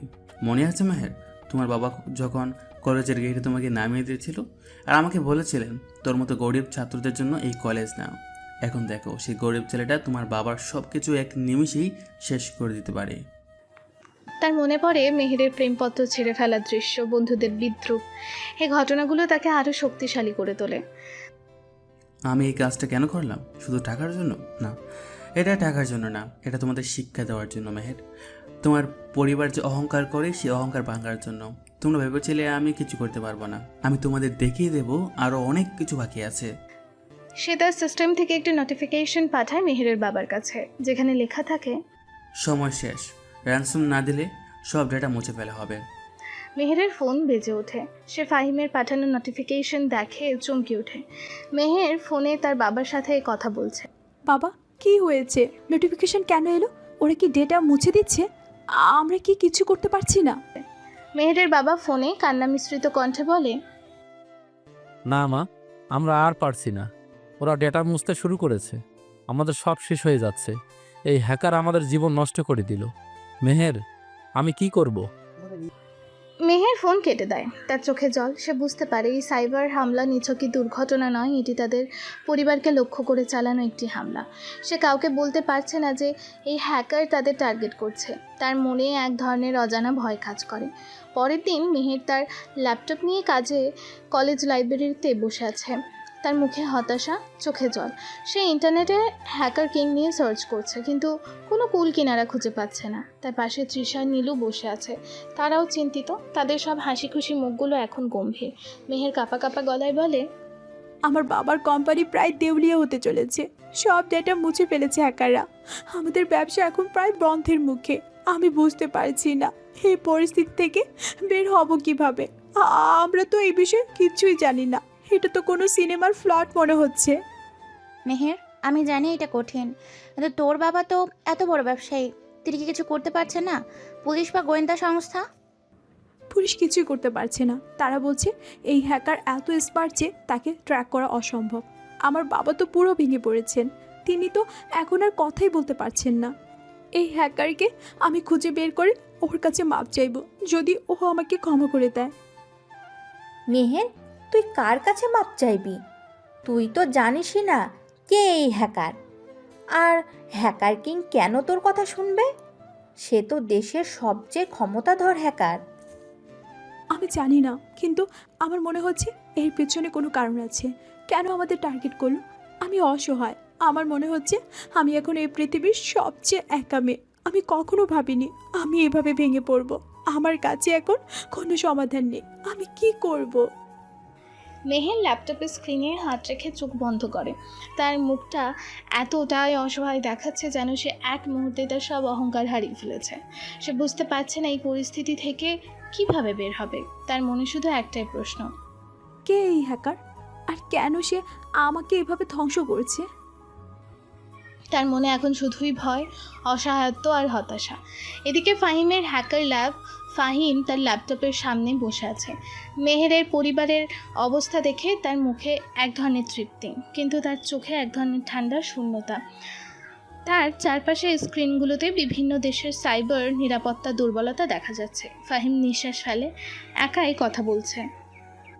মেহেরের পরিবারের অহংকার ভেঙেছে, এটা আমার প্রতিশোধের প্রথম ধাপ, কিন্তু এই পথটা এখন অনেক গভীরে চলে গেছে। আমি এখন শুধু মেহেরের প্রতিশোধ নিচ্ছি না, আমি যেন এই পুরো সিস্টেমের বিরুদ্ধে যুদ্ধ ঘোষণা করেছি। বাবলু ভাই তার কাছে আসে। হ্যাকার কিং, তোর কাজ দেখে আমরা মুগ্ধ। তোর ক্ষমতা এখন দেশের সীমানা ছাড়িয়ে গেছে। রাশিয়া, চায়না আর কানাডা কিছু আন্ডারওয়ার্ল্ড গ্যাং তোর সাথে কাজ করতে চাইছে। তারা তোকে ডলার আর ক্রিপ্টোকারেন্সি দিতে প্রস্তুত। আমরা এখন আন্তর্জাতিক সাইবার ক্রাইম আর সিন্ডিকেটের অংশ। ফাহিম চেয়ার ঘুরিয়ে বাবলু ভাইয়ের দিকে তাকায়। আন্তর্জাতিক মানে আরও বড় ঝুঁকি। আমি তো শুধু প্রতিশোধ নিতে চেয়েছিলাম।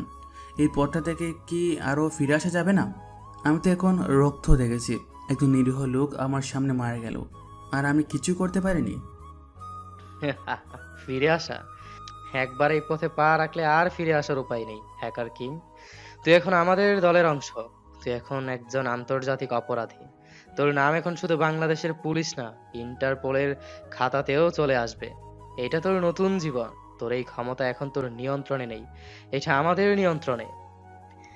ফাহিম তার ল্যাপটপের দিকে তাকায়। তার জেদ তাকে সামনে নিয়ে যায়, কিন্তু তার মনে এক ধরনের অস্থিরতা কাজ করে। সে বুঝতে পারে সে তার প্রতিশোধের খেলায় আরও গভীরে প্রবেশ করেছে। এই পথ থেকে ফিরে আসা কঠিন। সে এখন শুধু একজন হ্যাকার নয়, সে অপরাধ জগতের এক অন্ধকার শক্তি। তার চোখে এখন প্রতিশোধের পাশাপাশি এক ধরনের ভয়ও দেখা যায়, কারণ সে বুঝতে পারছে তার জীবনে এখন আর তার নিজের হাতেই নেই। তার এই নতুন সত্তা তাকে কোথায় নিয়ে যাবে তা নিজেও সে জানে না। এক সপ্তাহ পর ঢাকা কলেজের বিশাল অডিটোরিয়াম। কলেজের বার্ষিক সাংস্কৃতিক অনুষ্ঠান চলছে। অডিটোরিয়ামের এক কোণে অন্ধকার প্রায় ফাহিম তার পরিচিত কালো হুডি পরে বসে আছে। সে এখন আগের চেয়ে অনেক স্মার্ট, তীক্ষ্ণ দৃষ্টি তার চারপাশের ভিড়ের দিকে। তার মুখে আত্মবিশ্বাসের ছাপ, কিন্তু চোখে এক ধরনের চাপা বিষণ্ণতা। সে দূর থেকে মঞ্চে পারফর্ম করা ছাত্রছাত্রীদের দেখছে। আমি এখানে কেন এলাম? এই কোলাহল, এই হাসি আমার এখন আর ভালো লাগে না। আমার জগৎ এখন অনেক অন্যরকম। হঠাৎ তার চোখ অডিটোরিয়ামের অন্য কোণে পড়ে মেহের আজ আর সেই অহংকারী ভঙ্গিতে নেই। তার পরনে সাধারণ একটি সালোয়ার কামিজ, মুখে মেকআপ নেই বললেই চলে। তার চোখগুলো কিছুটা ফোলা, মুখে এক ধরনের বিষণ্ণতা আর দুশ্চিন্তার ছাপ। সে একাই বসে আছে, তার পাশে তৃষা বা নীলু কেউ নেই। ফাহিম তাকে এক মুহূর্তের জন্য চিনতে পারে না। এই মেহের তার দেখা সেই অহংকারী কুইন মেহের নয়। মেহের, ও এখানে একা। ওর চোখে এত বিষণ্ণতা কেন? ওর বাবা তো প্রায় দেউলিয়া হয়ে গেছে, হয়তো সেই কারণে, কিন্তু ওর মুখে তো কখনো এমন অসহায়তা দেখিনি। মেহের হঠাৎ ফাহিমের দিকে তাকায়, তাদের চোখাচোখি হয়। মেহের ফাহিমকে এক পলক দেখে চোখ সরিয়ে নেয়। ফাহিমের মুখে কোনো অভিব্যক্তি নেই, সে মেহেরকে দেখেও না দেখার ভান করে। দ্রুত তার চোখ ঘুরিয়ে নেয় মঞ্চের দিকে, কিন্তু তার মন মেহেরের দিকেই পড়ে থাকে। আমি এখন ওর সামনে যেতে পারবো না। ও আমাকে কি বলবে? আমি তো ওর এই অবস্থার জন্য দায়ী, কিন্তু ওর এই ভীষণ মুখ দেখে আমার ভেতরে কেন কষ্ট হচ্ছে। প্রতিশোধ তো সম্পূর্ণ হয়নি এখনো। কেন আমার মনে হচ্ছে আমি ভুল করেছি? তাকে কি আরও কষ্ট দেওয়া ঠিক হবে? মেহের আবারও একবার ফাহিমের দিকে তাকায়। ফাহিম তখন অন্যদিকে তাকিয়ে আছে। মেহেরের চোখে ফাহিমের প্রতি এক ধরনের কৌতূহল জাগে, কারণ ফাহিম এখন আর সেই পুরনো খ্যাত ছেলেটি নেই। সে কিছুটা বদলে গেছে। মেহেরের মনে পুরনো দিনের কথা ভেসে ওঠে। ফাহিমকে অপমান করার দৃশ্য তার মনে এক ধরনের অপরাধ বোধ কাজ করে। অডিটোরিয়ামের অনুষ্ঠান শেষ, ছাত্রছাত্রীরা হল থেকে বেরিয়ে যাচ্ছে। মেহের ধীরে ধীরে ফাহিমের দিকে এগিয়ে আসে। তার মনে এক ধরনের দ্বিধা, কিন্তু সে আজ কথা বলতে চায়। তার অহংকার ভেঙে চুরমার হয়ে গেছে। মেহের ফাহিমের সামনে দাঁড়িয়ে কিছুটা দ্বিধা নিয়ে বলে, ফাহিম, তুমি কেমন আছো? ফাহিম চমকে ওঠে। সে মেহেরকে উপেক্ষা করে চলে যেতে চেয়েছিল, কিন্তু মেহেরের অপ্রত্যাশিত ডাক তাকে থামিয়ে দেয়। সে মেহেরের দিকে তাকায়। আমি ভালো আছি, কিন্তু তুমি কেন আমার সাথে কথা বলছো? তোমার তো আমার মতো খেত ছেলের সাথে কথা বলতে ভালো লাগে না। ফাহিমের এই কথায় মেহেরের মুখটা ফ্যাকাশে হয়ে যায়। তার চোখে জল টলমল করে। মেহের আস্তে করে প্রায় ফিসফিস করে বলে, প্লিজ ফাহিম, এমন বলো না। আমি জানি আমি তোমার সাথে খুব খারাপ ব্যবহার করেছিলাম। আমি খুব অহংকারী ছিলাম। আমার বাবার টাকা আর আমার রূপের অহংকার আমাকে অন্ধ করে দিয়েছিল। আমি ভুল করেছিলাম। আমি সেই দিন তোমাকে খুব কষ্ট দিয়েছিলাম। আমি তার জন্য সত্যি অনুতপ্ত। আমাকে ক্ষমা করে দাও। ফাহিম মেহেরের দিকে তীক্ষ্ণ দৃষ্টিতে তাকায়। তার চোখে এক ধরনের অবিশ্বাস। ক্ষমা? তুমি আমার কাছে ক্ষমা চাইছো? যে মেহের আমাকে সবার সামনে অপমান করেছিল, আমার প্রেমপত্র ছিঁড়ে ফেলেছিল, সে আজ আমার কাছে ক্ষমা চাইছে? তোমার কি হয়েছে মেহের? তোমার বাবা দেউলিয়া হয়ে যাওয়ায় তোমার চোখ খুলছে নাকি? মেহের কান্না জড়ানো কণ্ঠে বলে, হ্যাঁ ফাহিম, আমার চোখ খুলেছে। আমার সব অহংকার চূর্ণ হয়ে গেছে। আমি বুঝতে পারছি আমার অহংকার আমাকে কত কিছু হারিয়েছে। আমার জীবনে এখন শুধু সমস্যা আর হতাশা। আমি আজ একা। আমার কোনো বন্ধু নেই, কেউ আমার পাশে নেই। আমি জানি না এই হ্যাকার কেন আমাদের টার্গেট করেছে, কিন্তু আমি বুঝতে পারছি আমার এই অবস্থার জন্য আমার অতীত কর্মই দায়ী। মেহের ফাহিমের দিকে হাত বাড়ান, তার চোখে জল। ফাহিম মেহেরের পরিবর্তন দেখে অবাক হয়। এই মেহের তার চেনা মেহের নয়। ফাহিমের মনে এক ধরনের দ্বন্দ্ব শুরু হয়। মেহেরের কথা শোনার পর ফাহিম কলেজ ক্যাম্পাসের একটি ফাঁকা স্থানে বসে আছে। তার মনে মেহেরের পরিবর্তন, তার কষ্ট, তার ক্ষমা চাওয়ার কথাগুলো ঘুরপাক খাচ্ছে। তার ভেতরের হ্যাকার কিং আর পুরনো খ্যাত ফাহিমের মধ্যে এক তীব্র দ্বন্দ্ব চলছে। ফাহিম মনে মনে অস্থির হয়ে পড়ে। মেহেরের চোখে এত কষ্ট, ও কি সত্যি বদলে গেছে? ও তো কখনো কারো কাছে মাথা নত করেনি। ওর ক্ষমা চাওয়াটা কি সত্যি, নাকি আমার সাথে কোনো নতুন খেলা খেলছে?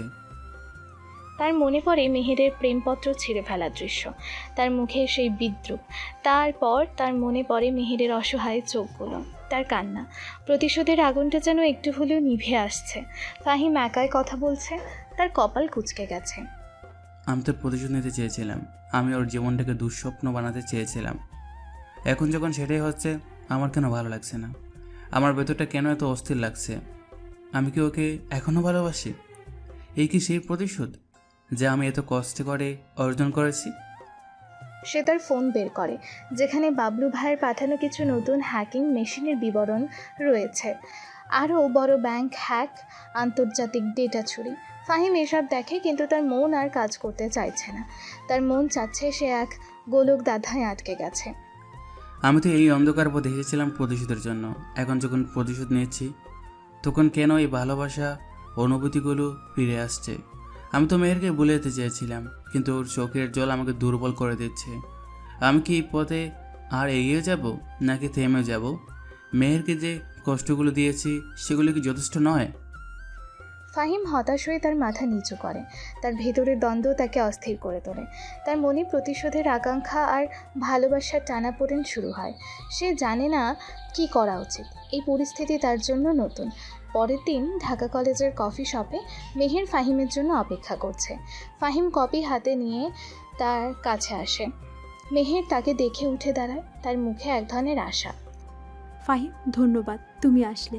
আমি জানি তুমি আমাকে সাহায্য করতে পারো। ফাহিম কফি কাপে চুমুক দিতে দিতে নিরুত্তাপ। সাহায্য? আমি? তুমি কেন এমনটা ভাবছো? মেহের আস্তে করে ফাহিমের চোখে চোখ রেখে বলে, আমার মনে হচ্ছে তুমি সেই রহস্যময় হ্যাকার। আমার বাবা যখন তোমার কথা বলেছিলেন, তোমার চোখের দিকে তাকিয়ে আমার মনে একটা অদ্ভুত অনুভূতি হয়েছিল। সেই দিন তুমি যেভাবে আমাকে অপমান করার পর চলে গিয়েছিলে, তারপর আমার সব কিছু এভাবে উলটপালট হয়ে যাওয়া, এটা কি কাকতালীয়? তুমি কি হ্যাকার কে? ফাহিম চমকে ওঠে। তার মুখে কোনো অভিব্যক্তি নেই, কিন্তু তার চোখগুলো তীক্ষ্ণ হয়ে ওঠে। কি বলছো এসব? আমি? তুমি আমাকে খেত ফাহিম বলতে, আর এখন বলছো আমি হ্যাকার কিং? তুমি হয়তো দুশ্চিন্তায় ভুলভাল বলছো। মেহের কাঁপা কাঁপা হাতে ফাহিমের হাত ধরে। না ফাহিম, আমি ভুল বলছি না। আমি জানি এটা অবিশ্বাস শোনাচ্ছে, কিন্তু আমার মন বলছে তুমি। তোমার চোখে আমি সেই রাগ দেখেছি, সেই জেদ দেখেছি। আমি জানি আমি তোমার সাথে যা করেছিলাম তার ফল এটা। তুমি চাইলে আমাকে শাস্তি দিতে পারো, কিন্তু আমার পরিবারকে বাঁচাও প্লিজ। আমার বাবা এখন জীবন মৃত্যুর সন্ধিক্ষণে, তার হার্ট অ্যাটাক হয়েছে, তিনি এখন আইসিইউতে আছেন। ফাহিম স্তব্ধ হয়ে যায়, তার মুখটা ফ্যাকাশে হয়ে ওঠে। মেহেরের বাবার এই অবস্থার কথা সে কল্পনাও করেনি। তার প্রতিশোধটা কি এত দূর করিয়েছে? মেহেরের চোখে জল। আমি জানি তুমি আমাকে পছন্দ করো না, কিন্তু আমার বাবাকে বাঁচাও। আমাদের সব কিছু শেষ হয়ে যাচ্ছে। আমার এই অবস্থায় তুমি ছাড়া আর কেউ আমাকে সাহায্য করতে পারবে না। আমি তো অনেক খারাপ মেয়ে। প্লিজ প্লিজ ফাহিম, তুমি তো অন্তত খারাপ লোক নও। তোমার ভিতরে ভালো মানুষটাকে আমি চিনি। তবে আমি এসবের পেছনে নেই। ফাহিম মেহেরের দিকে তাকিয়ে থাকে। সে নিজেকে দূরে সরিয়ে রাখে। তার ভেতরের অনুভূতিগুলো তাকে অস্থির করে তোলে। সে বুঝতে পারে মেহেরের বাবার এই অবস্থার জন্য দায়ী সে। মেহের বুঝতে পারে এই রহস্যময় হ্যাকারই তাদের পরিবারের জন্য দায়ী, কিন্তু মেহেরের অনুরোধ তাকে দ্বিধায় ফেলে দেয়। আমার সময় হয়ে গেছে, আসি, ভালো থেকো। ফাহিম সেখান থেকে তার হ্যাকার ল্যাবে চলে আসে। তার সামনে খোলা আছে মুনির গ্রুপ অফ ইন্ডাস্ট্রিজের ফাইলগুলো, যা সে হ্যাক করেছে। তার চোখে এক ধরনের শূন্যতা। মেহেরের বাবার অসুস্থতার খবর তার মনকে নাড়িয়ে দিয়েছে। তার মনে এক তীব্র টানাপোড়েন চলছে, প্রতিশোধ, অপরাধবোধ এবং মেহেরের প্রতি সেই পুরনো ভালোবাসা। আমি কি করলাম? আমার প্রতিশোধ কি একজন মানুষকে মৃত্যুর মুখে ঠেলে দিল? আমি তো এইরকম পরিণতি চাইনি। মেহেরের চোখে সেই কষ্ট, সেই অসহায়ত্ব আমি আর দেখতে পারছি না। সে তার ফোন বের করে বাবলু ভাইয়ের সাথে কথা বলে। হ্যালো বাবুল ভাই, আমি মনির গ্রুপ অফ ইন্ডাস্ট্রিজের র্যানসমওয়্যার ডিক্রিপ্ট করতে চাই। আমি এই কাজটা আর চালিয়ে যেতে পারবো না। কি বলছিস হ্যাকার কিং? তুই পিছিয়ে যাবি? আমরা তো অনেক বড় ডিল ফাইনাল করেছি, এই কাজটা এখন তোর হাতে নেই। এটা আন্তর্জাতিক ডিল। তুই যদি পিছিয়ে যাস তাহলে তোর জীবন শেষ করে দেব। আমি জানি কি বলছো। আমি পটা থেকে বের হতে চাই। আমি এই কাজটা করতে পারবো না। একটা জীবন ঝুঁকির মুখে আমি এর অংশ হতে পারবো না। বাবলু ভাই রেগে ফোনটা কেটে দেয়। ফাহিম ফোনটা টেবিলে ছুঁড়ে ফেলে। তার মনে হয় সে ভুল পথে যাচ্ছে। এই আন্ডারওয়ার্ল্ডের জীবন তাকে ক্ষমতা দিলেও শান্তি দিচ্ছে না। তার মনে মেহেরের মুখটা ভেসে ওঠে, তার কান্নার শব্দ কানে বাজে। ফাহিম দীর্ঘশ্বাস ফেলে। আমি কি সত্যি ভুল পথে চলে এসেছি? এই প্রতিশোধের আগুন আমাকে শান্তি দেবে ভেবেছিলাম, কিন্তু এটা তো আমাকে শুধু অন্ধকারে ঠেলে দিচ্ছে। মেয়ের সে হাসি, সে উজ্জ্বল চোখ, আমি কি তাকে ফিরিয়ে আনতে পারবো? আমি কি অন্ধকার জগৎ থেকে বের হতে পারবো? আমার ভেতরের মানুষটা কি এখনো বেঁচে আছে? ফাহিম স্ক্রিনের দিকে তাকিয়ে থাকে। তার মনে এক তীব্র টানে পোড়েন চলছে। প্রতিশোধ না ভালোবাসা, অন্ধকার না আলো, সে জানে না কোন পথ তার জন্য সঠিক। এই মুহূর্তে তার সিদ্ধান্ত তার পুরো জীবনকে বদলে দিতে পারে। সে বুঝতে পারে তার জীবন এখন এক নতুন মোড়ে এসে দাঁড়িয়েছে। 2 দিন পর ঢাকা মেডিকেল কলেজের আইসিইউ ইউনিটের বাইরে মেহের বসে আছে। তার বাবা ভেতরে জীবন মৃত্যুর সাথে লড়ছেন। মেহের অসহায়ভাবে বসে আছে। ফাহিম করিডোরের শেষ প্রান্তে দাঁড়িয়ে তাকিয়ে খুঁজছিল। মেহের দ্রুত তার দিকে এগিয়ে যায়। তার মনে এক ধরনের শেষ আশা। মেহের ফাহিমের সামনে এসে হাত জড়ো করে কাঁদতে কাঁদতে বলে, ফাহিম, তুমি এসেছো? আমি তোমাকে অনেক খুঁজেছি। প্লিজ ফাহিম, আমার বাবাকে বাঁচাও। ওনার এই অবস্থার জন্য আমি নিজেকে ক্ষমা করতে পারছি না।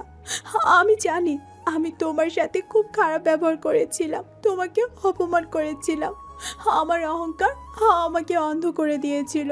আমি তার জন্য সত্যি অনুতপ্ত। ফাহিম, আমাকে ক্ষমা করে দাও প্লিজ। আমি তোমার পায়ে পড়ি। ফাহিম মেহেরের দিকে তাকায়। তার মুখে কোনো অভিব্যক্তি নেই, কিন্তু তার চোখগুলো মেহেরের অসহায়ত্ব দেখে কিছুটা নরম হয়। তুমি আমার কাছে কি চাও মেহের? আমি কি করতে পারি? আমি তো একজন সাধারণ ছাত্র। মেহের জোর দিয়ে ফাহিমের হাত ধরে। না ফাহিম, তুমি সাধারণ নও। আমি জানি তুমি সেই হ্যাকার কিং। আমার মন বলছে তোমার চোখের দিকে তাকালে আমি সেই শক্তি দেখতে পাই।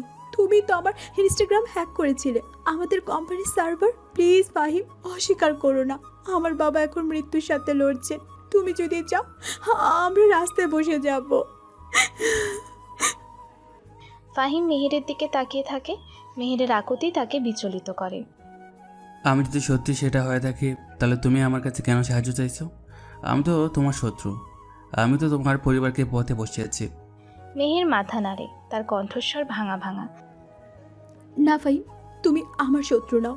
আমি তোমার সাথে শত্রুতা করেছিলাম, তুমি তার প্রতিশোধ দিচ্ছ। আমি জানি, আমি তোমার চোখের দিকে তাকিয়ে বুঝতে পারছি তুমি এই পরিস্থিতিটা চাওনি।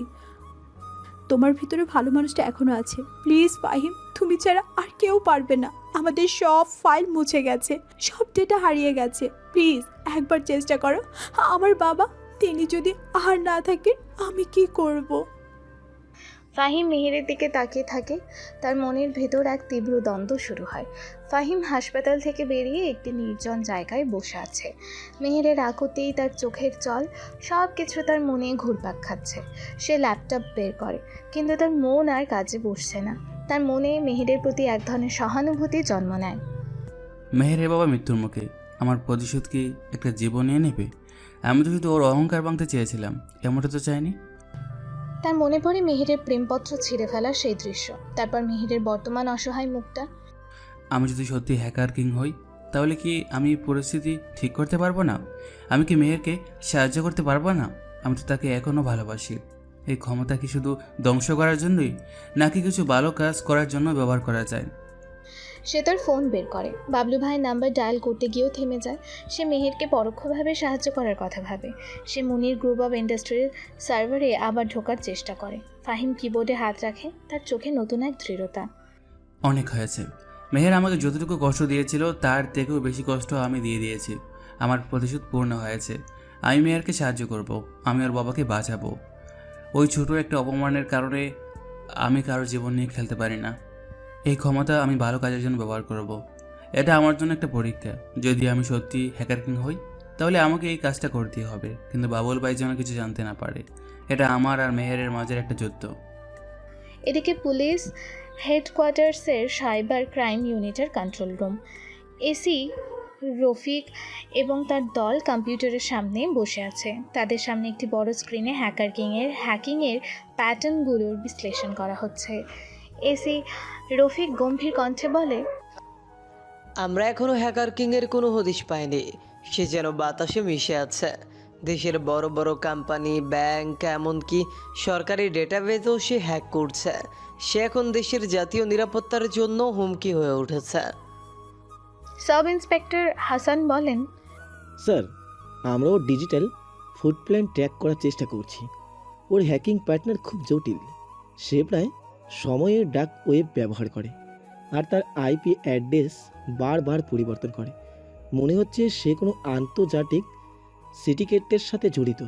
তার সর্বশ্রেষ্ঠ টার্গেট ছিল Monir Group of Industries. Monir group? আশ্চর্য। এই হ্যাকারের উদ্দেশ্য কি? শুধু টাকা নাকি অন্য কিছু? ওর গতিবিধি পর্যবেক্ষণ করো।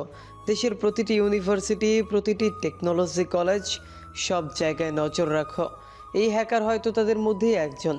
আমরা সন্দেহজনক সব আইপি অ্যাড্রেসে নজর রাখছি।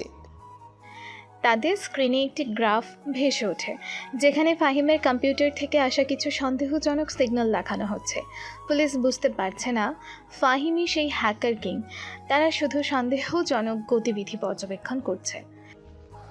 আমরা ওকে ছাড়বো না। সে দেশের যত বড় হ্যাকারই হোক না কেন, তাকে আমরা ধরবই। তার প্রতিটি পদক্ষেপ অনুসরণ করো। তোমাদের কাছে কোনো ক্লু এলে সাথে সাথে আমাকে জানাও।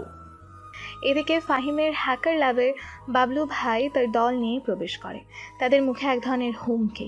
ফাহিম তখনও মেহেরের বাবার কোম্পানির ডেটা উদ্ধারের চেষ্টা করছে। বাবলু ভাই কর্কশ স্বরে বলে, হ্যাকার কিং, তুই আমাদের ফোন ধরছিস না কেন? আমরা তোর জন্য অপেক্ষা করছি। আমাদের ইন্টারন্যাশনাল ক্লায়েন্টরা তোর জন্য বসে আছে। তুই কি জানিস আমরা কত বড় ডিল হাতছাড়া করছি তোর জন্য? আমি অন্য একটা কাজ নিয়ে ব্যস্ত ছিলাম। এটা খুবই গুরুত্বপূর্ণ ছিল। ফাহিম ল্যাপটপের স্ক্রিনের দিকে তাকিয়ে নিরুত্তাপ কণ্ঠে বলে, আমি অন্য একটা কাজ নিয়ে ব্যস্ত ছিলাম। এটা খুবই গুরুত্বপূর্ণ ছিল।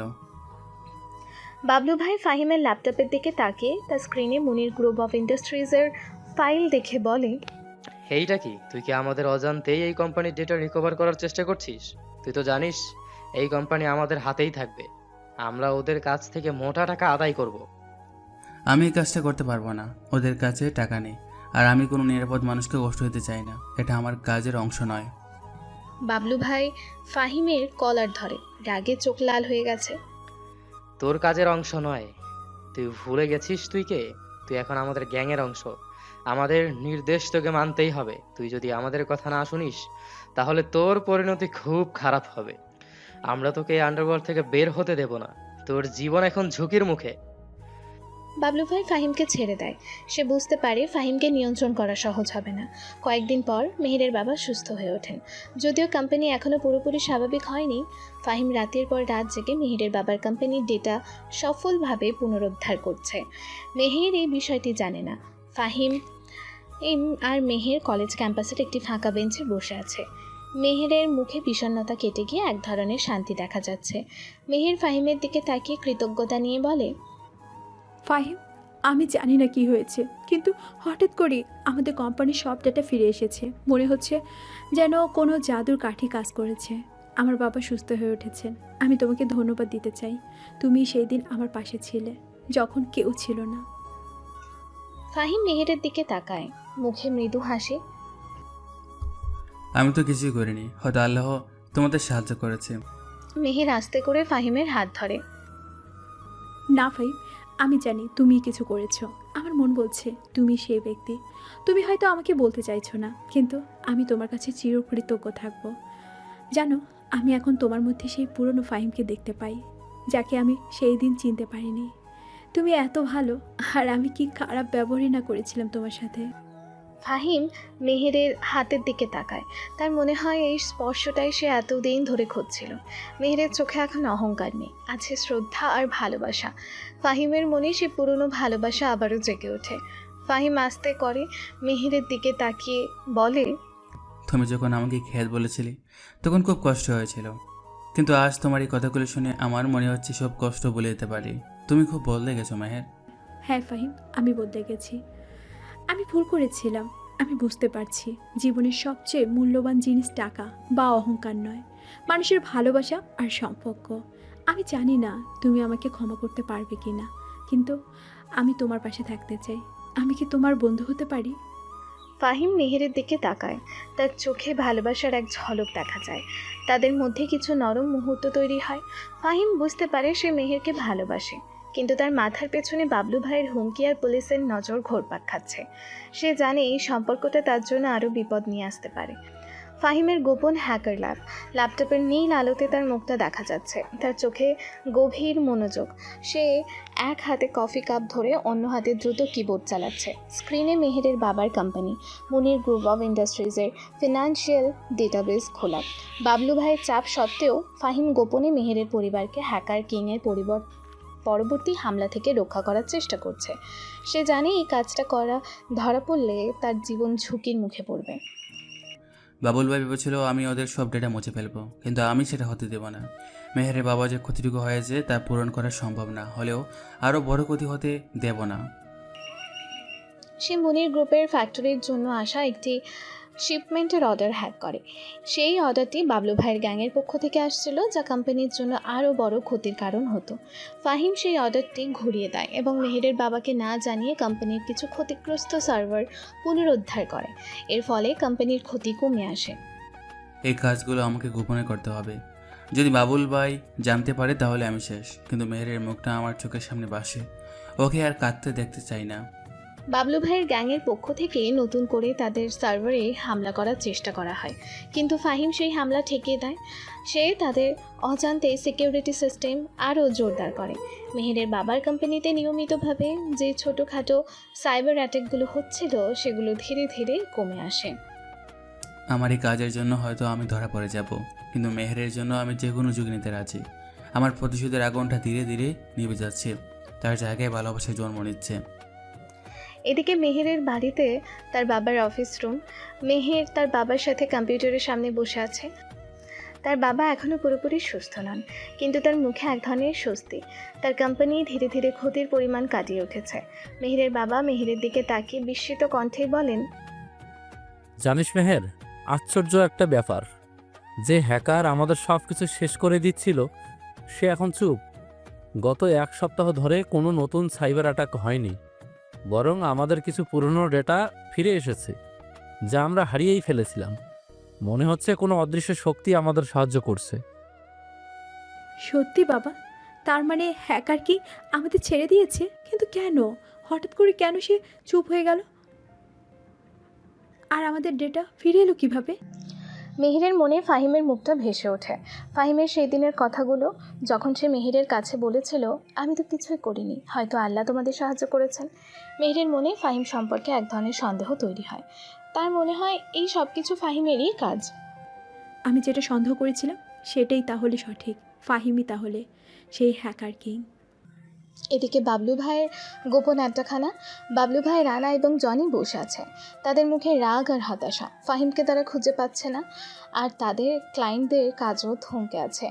বাবলু ভাই রাগে গর্জন করে বলে, ওই হারামজাদা হ্যাকার কিং গেল কোথায়? সে আমাদের ফোন ধরছে না, আমাদের কাজও করছে না। মুনির গ্রুপ অফ ইন্ডাস্ট্রিজের সার্ভার সে পুরোপুরি ডিলিট করেনি। আমি জানি সে আমাদের সাথে বিশ্বাসঘাতকতা করছে, সে আমাদের ধোঁকা দিচ্ছে। ভাই, আমরা ওকে খুঁজে পাচ্ছি না। ও সব ডিজিটাল ট্র্যাক মুছে ফেলেছে। মনে হচ্ছে সে আমাদের থেকে পালিয়ে বেড়াচ্ছে। আমরা ওকে বিশ্বাস করে ভুল করেছি। ভাই, আমার মনে হয় সে আমাদের জায়গাটা দখল করতে চাইছে। ওর নাম ছড়িয়ে পড়েছে, আন্তর্জাতিক ক্লায়েন্টরাও ওর খোঁজ করছে। সে হয়তো আমাদের বাদ দিয়ে নিজেই ব্যবসা শুরু করতে চাইছে। বাবলু ভাই টেবিলের সজোরে আঘাত করে। না, আমি তা হতে দেব না। বাবলু ভাইয়ের সাথে কেউ বিশ্বাসঘাতকতা করতে পারে না। সে যদি আমাদের থেকে পালিয়ে যায় তাহলে তার জীবন শেষ করে দেব। আমি হ্যাকার কিং, এর জায়গাটা দখল করব। এই সাম্রাজ্য আমার। জনি ও রানা ফাহিমের বিরুদ্ধে ষড়যন্ত্র শুরু করে। তারা চায় হ্যাকার কিংয়ের জায়গাটা দখল করতে। বাবলু ভাই নির্দেশে তারা ফাহিমকে খোঁজা শুরু করে এবং তাকে ফাঁসানোর জন্য নতুন পরিকল্পনা করে। তাদের চোখে লোভ আর প্রতিশোধের আগুন। তারা ফাহিমকে আন্ডারওয়ার্ল্ড থেকে সরাতে বদ্ধপরিকর। ওদিকে পুলিশ হেডকোয়ার্টার্সের সাইবার ক্রাইম ইউনিটের কন্ট্রোল রুম। এসি রফিক এবং তার দল ল্যাপটপের সামনে বসে আছে। তাদের মুখে এক ধরনের উত্তেজনা। তারা হ্যাকার কিং সম্পর্কে কিছু গুরুত্বপূর্ণ তথ্য পেয়েছে। এসি রফিক তার টিমকে উদ্দেশ্য করে উত্তেজিত কণ্ঠে বললে, গুড নিউজ, আমরা হ্যাকার কিংয়ের কিছু দুর্বলতা খুঁজে পেয়েছে। তার কিছু পুরনো সার্ভার যা সে খুব কম ব্যবহার করত, সেইগুলো থেকে কিছু আর্লি স্টেজ লগিং ডেটা পেয়েছে। মনে হচ্ছে সে প্রথম দিকে খুব বেশি সাবধান ছিল না। সাব ইন্সপেক্টর হাসান স্ক্রিনে একটি ম্যাপ দেখিয়ে বলে, স্যার, ওর কিছু পুরনো লাইগন অ্যাক্টিভিটি ঢাকা কলেজের কাছাকাছি একটি আইপি অ্যাড্রেস থেকে দেখা যাচ্ছে।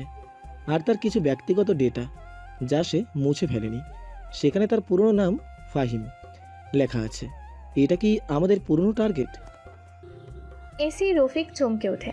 তারা ফাহিমের পুরনো ফাইলগুলো খতিয়ে দেখা শুরু করে।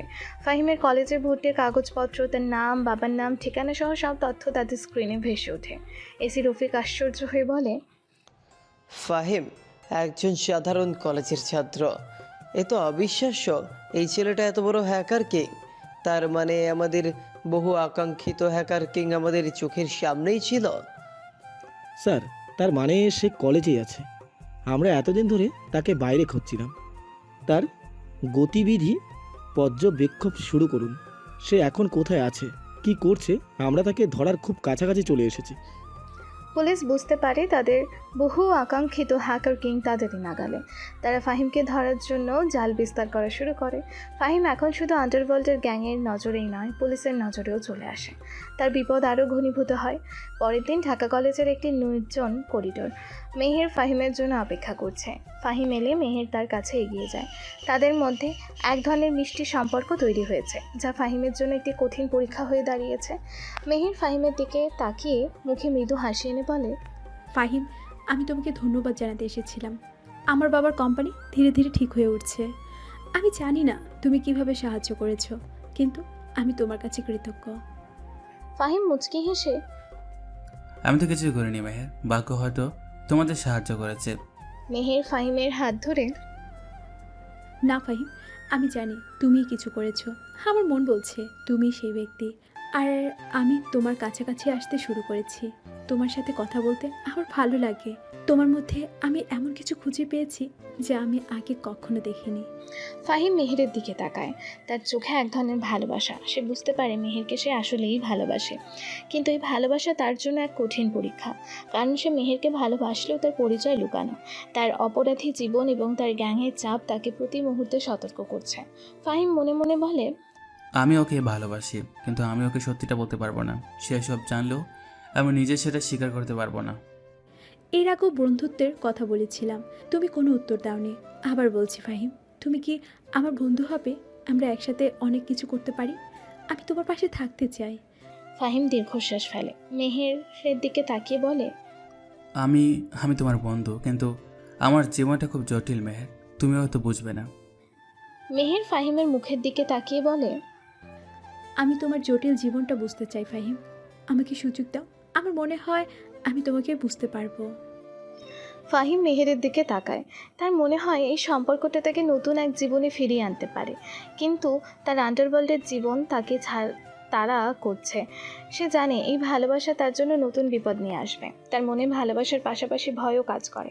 তার জীবনে এক কঠিন পরীক্ষা শুরু হয়েছে। রাতে ফাহিমের ছোট অন্ধকার রুম। ল্যাপটপের আলোয় তার মুখটা দেখা যাচ্ছে। সেটি আন্তর্জাতিক সাইবার ক্রাইম গ্যাংয়ের সার্ভারে প্রবেশ করার চেষ্টা করছে, যারা বাবলু ভাইয়ের গ্যাংয়ের সঙ্গে সম্পর্কিত। তার মনে মেহেরের জন্য কাজ করার একটা জেদ কাজ করছে। হঠাৎ তার দরজায় সজোরে করাঘাত হয়। ফাহিম চমকে ওঠে। কে হলো এত রাতে? বাবুল বাইরের লোক নাকি পুলিশ? বাইরে থেকে এসি রফিকের কণ্ঠ শোনা যায়। ফাহিম, দরজা খোলো, আমরা পুলিশ। তোমার বাড়ি চারপাশ থেকে ঘিরে ফেলেছে, পালানোর কোনো রাস্তা নেই। ফাহিম হতবাক হয়ে যায়। সে জানতো পুলিশ তার পিছু নিয়েছে, কিন্তু এত দ্রুত তারা তার ঠিকানা খুঁজে পাবে সেটা সে ভাবতেই পারেনি। সে দ্রুত ল্যাপটপের সব ডেটা মুছে ফেলার চেষ্টা করে। ঠিক তখনই তার ঘরের পেছনের জানলা দিয়ে বাবলু ভাই, রানা ও জনি প্রবেশ করে। তাদের হাতে অস্ত্র। বাবলু ভাই দ্রুত হাসি হেসে বলে, আরে হ্যাকার কিং, তুই এখানে লুকিয়ে আছিস? আমরা তোকে সব জায়গায় খুঁজেছি। ভেবেছিস আমাদের ফাঁকি দিতে পারবি? তুই আমাদের সাথে বিশ্বাসঘাতকতা করেছিস। এবার তোর খেলা শেষ। ফাহিম তাদের দেখে চমকে গিয়ে ল্যাপটপটা আড়াল করে নেয়। তোমরা তোমরা এখানে কি করছো? তোমাদের সাহস হয় কি করে আমার ঘরে ঢোকার? রানা অস্ত্র উঁচিয়ে বলে, আমাদের সাহস? আমরা তো জীবন নিয়ে নেব। তুই আমাদের অর্ডার মানিসনি, আমাদের থেকে পালিয়ে বেড়াচ্ছিলি। এখন তোর কি হবে? বাইরে পুলিশের পায়ের শব্দ আরো স্পষ্ট হয়। বাবলু ভাইয়েরা বুঝতে পারে তারা ফাঁদে পড়েছে। জনি বলে, ভাই পুলিশ এসে গেছে, আমরা এখন কি করব? বাবলু ভাই ফাহিমের দিকে তাকিয়ে বলে, এইটা তোর খেলা। আমরা জানি তুইও পুলিশকে খবর দিয়েছিস, কিন্তু তুই একা বাঁচতে পারবি না। ফাহিম বুঝতে পারে পরিস্থিতি চরম উত্তেজনাপূর্ণ। সে একপাশে পুলিশ, অন্য পাশে গ্যাংয়ের হাতে ধরা পড়েছে। তার জীবন এখন ঝুঁকির মুখে। ফাহিমের বাড়ির পিছনে সরু গলি। ফাহিম বাবলু ভাইদের সাথে ধস্তাধস্তি করে জানালা দিয়ে লাফিয়ে পালায়। পুলিশ বাড়ির সামনে থেকে ভেতরে প্রবেশ করতে শুরু করেছে। ফাহিম দ্রুত দৌড়াতে শুরু করে। হঠাৎ একটি মোড়ে মেহেরের সাথে ধাক্কা লাগে। মেহের সম্ভবত ফাহিমকে দেখতেই এসেছিল। মেহের আশ্চর্য হয়ে বলে, ফাহিম, তুমি এখানে এত রাতে এভাবে দৌড়াচ্ছ কেন? কি হয়েছে?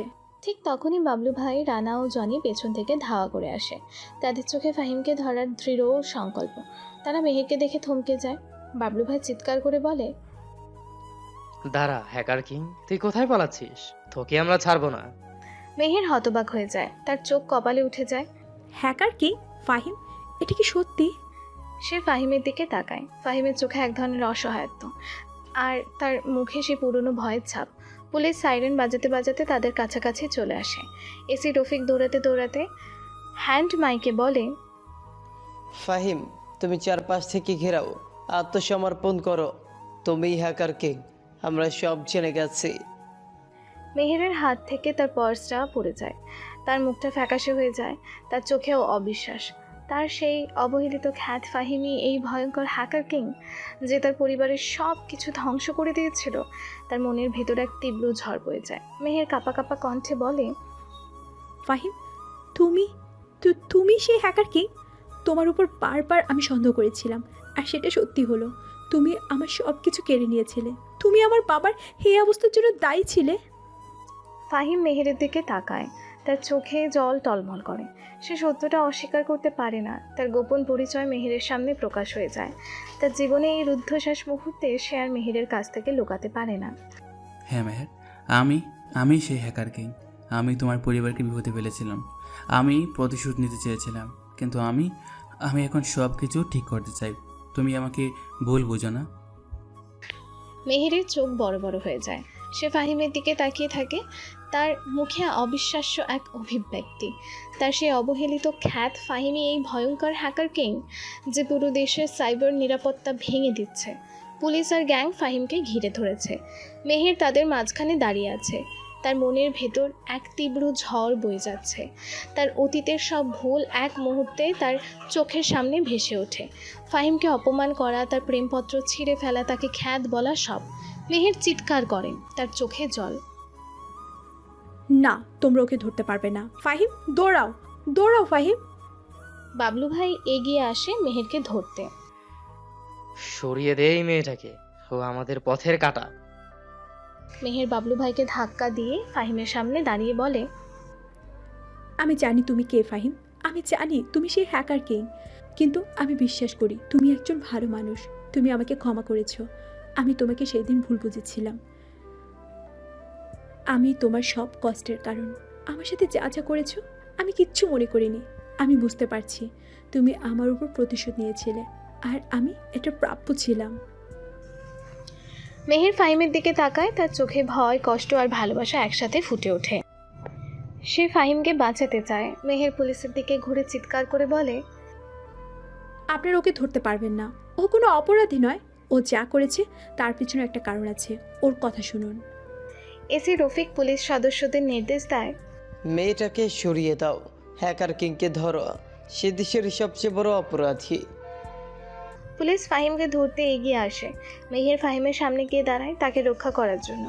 তার এই পদক্ষেপ ফাহিমকে হতবাক করে দেয়। মেহের তার অতীতের ভুলের জন্য অনুতপ্ত হয়ে ফাহিমকে বাঁচানোর চেষ্টা করে। ফাহিম, আমি জানি তুমি ভালো, তুমি ভুল করেছো, কিন্তু খারাপ নও। আমি তোমাকে ভুল বুঝেছিলাম। তুমি পালাও ফাহিম, তুমি ধরা পড়লে তোমার জীবন শেষ হয়ে যাবে। প্লিজ ফাহিম, আমার জন্য পালাও। ফাহিম মেহেরের দিকে তাকায়, তার চোখে এক ধরনের নতুন আশা। পুলিশ এবং বাবলু ভাইয়ের গ্যাংয়ের মধ্যে তুমুল ধস্তাধস্তি শুরু হয়। ফাহিম এই সুযোগে মেহেরের হাত ধরে দৌড়াতে শুরু করে। তারা সরু গলি দিয়ে পালাতে থাকে।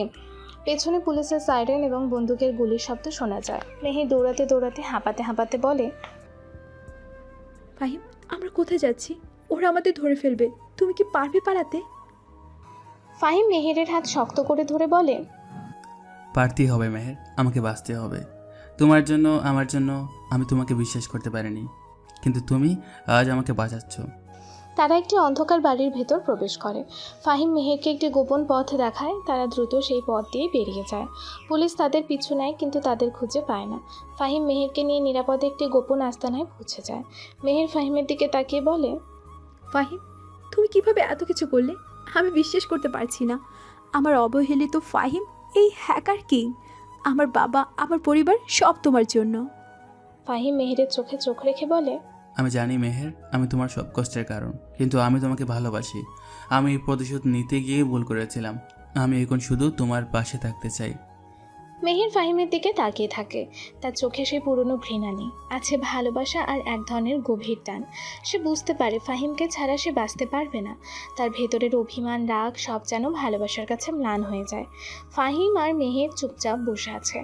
বাইরের পুলিশি তৎপরতা কিছুটা কমে এসেছে। মেহের ফাহিমের দিকে তাকিয়ে আছে, তার মনে এক নতুন সংকল্প জন্ম নেয়। মেহের শান্ত কণ্ঠে কিন্তু দৃঢ়ভাবে বলে, ফাহিম, আমি জানি তুমি খারাপ নও। তুমি যা করেছো তার পেছনে একটা কারণ আছে, আর সেই কারণ আমি নিজেই।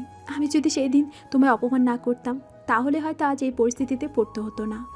আমি তোমাকে ঘৃণা করতে পারছি না, সেই কারণে আর আমার ভুলটা তোমাকে ভালোবেসে শুধরে নিতে চাই। তুমি আমাকে ভালোবাসো এত কিছুর পরও? হ্যাঁ ফাহিম, তোমার ভিতরে আমি সেই ভালো মানুষটাকে দেখতে পাচ্ছি। আমি তোমাকে এই অন্ধকার জগৎ থেকে বের করে আনবো। এই অপরাধের জীবন তোমার জন্য নয়। তুমি তোমার দক্ষতা ভালো কাজে ব্যবহার করতে পারো।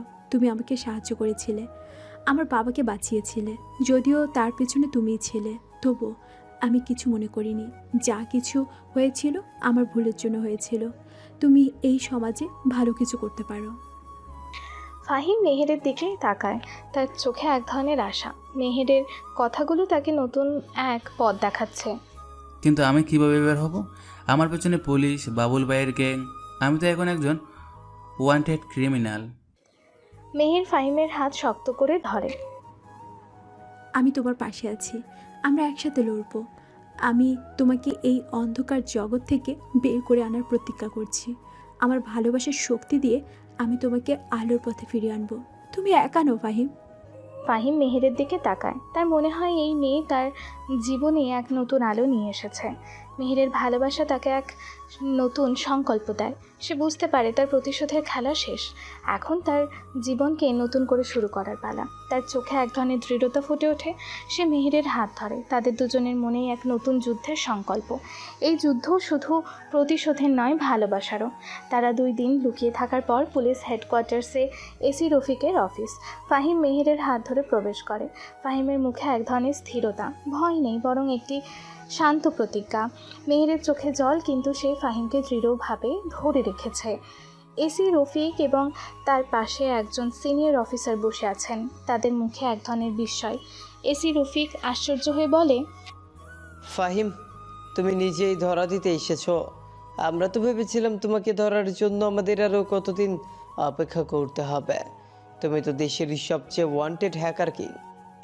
ফাহিম শান্ত কণ্ঠে মেহেরের দিকে তাকিয়ে বলে, হ্যাঁ স্যার, আমি আমার কৃতকর্মের জন্য আইনের মুখোমুখি হতে রাজি।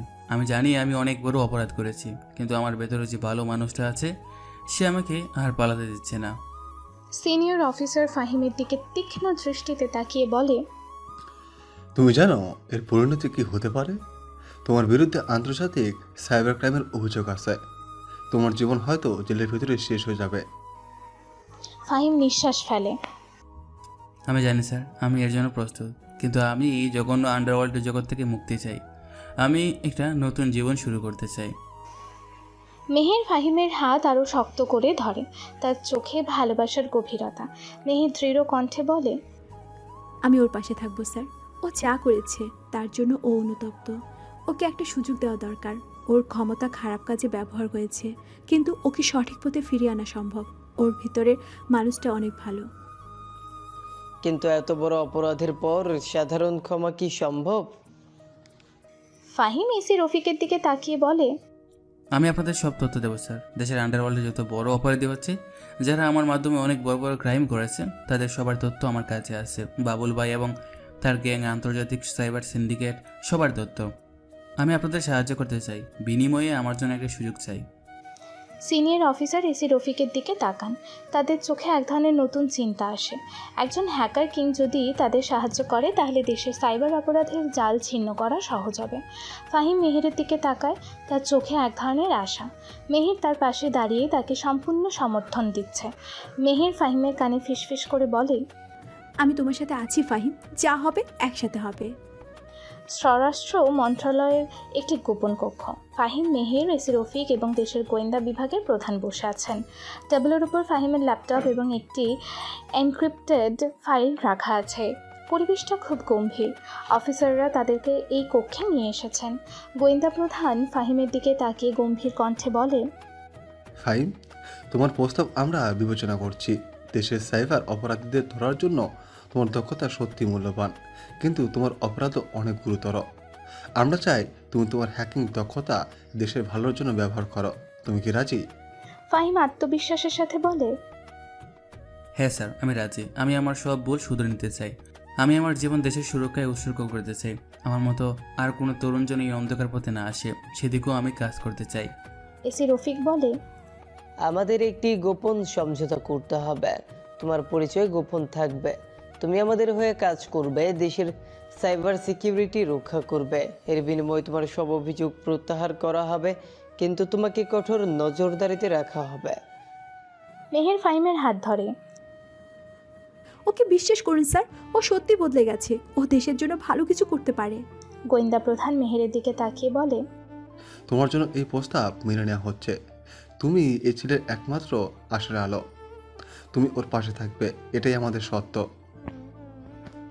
ফাহিম আবেগের সাথে বলে, তাই আমি আপনাদের হতাশ করব না স্যার। আমি প্রমাণ করব আমার দক্ষতা শুধু ধ্বংসের জন্য নয়, সৃষ্টির জন্য। সরকারের সাথে ফাহিমের একটি গোপন সমঝোতা হয়। এই সমঝোতা অনুযায়ী ফাহিমকে মুক্তি দেওয়া হয়, কিন্তু তাকে দেশের সাইবার সিকিউরিটি টিমের একজন গোপন সদস্য হিসেবে কাজ করতে হবে। মেহের এই সমঝোতার সাক্ষী থাকে। ফাহিম তার জীবনের এক নতুন অধ্যায় সূচনা করে। কয়েক মাস পরের একটি রাত, পুলিশ হেডকোয়ার্টার্সের কন্ট্রোল রুম। বড় স্ক্রিনে বাবলু ভাই, রানা, জনি এবং অন্যান্য আন্তর্জাতিক সাইবার অপরাধীদের গ্রেপ্তারের খবর দেখানো হচ্ছে। পুলিশ অফিসাররা উল্লাস করছে। এসি রফিক বলে, ফাহিমের দেওয়া তথ্যের ভিত্তিতে আমরা দেশের ইতিহাসে সবচেয়ে বড় সাইবার অপরাধী গ্যাংদের ধরতে পেরেছি। বাবলু ভাই, রানা, জনি সবাই এখন আমাদের হেফাজতে। আন্তর্জাতিক সিন্ডিকেটগুলো ধরা পড়েছে। হ্যাকার কিংয়ের দক্ষতা আজ দেশকে সাইবার অপরাধের হাত থেকে বাঁচিয়েছে। ফাহিম একটি গোপন কক্ষে বসে তার ল্যাপটপ থেকে লাইভ ফুটেজ দেখছে। তার পাশে মেহের দাঁড়িয়ে আছে। ফাহিম স্ক্রিনের দিকে তাকায়। বাবলু ভাইয়ের গ্রেফতারির ফুটেজ দেখে তার মুখে এক ধরনের শান্তি আসে। প্রতিশোধের পর্ব শেষ হয়েছে, কিন্তু এবার প্রতিশোধ নয়, ন্যায় প্রতিষ্ঠা হয়েছে। মেহের ফাহিমের হাত ধরে। ফাহিম, তুমি পেরেছো। তুমি প্রমাণ করতে পেরেছো তুমি একজন নায়ক। তুমি প্রতিশোধ শুধু তাদের ধ্বংস করনি, দেশকে রক্ষা করেছো। আমি তোমার জন্য গর্বিত। ফাহিম মেহেরের দিকে তাকায়, চোখে জল। তোমার ভালোবাসা না থাকলে আমি হয়তো এই পথে আসতে পারতাম না মেহের। তুমি আমাকে অন্ধকার থেকে আলোতে এনেছো। আমি আর সেই পুরনো ফাহিম নই যে অপমানিত হয়ে প্রতিশোধের জন্য চড়ছে। আমি এখন দেশের জন্য কাজ করি। দেশের আন্ডারওয়ার্ল্ডের অনেক বড় অপরাধী ধরা পড়ে। সংবাদ মাধ্যমগুলোতে হ্যাকার কিংয়ের অদৃশ্য ভূমিকার প্রশংসা করা হয়, যদিও তার আসল পরিচয় গোপন থাকে। ফাহিম তার অতীত থেকে মুক্তি পায়।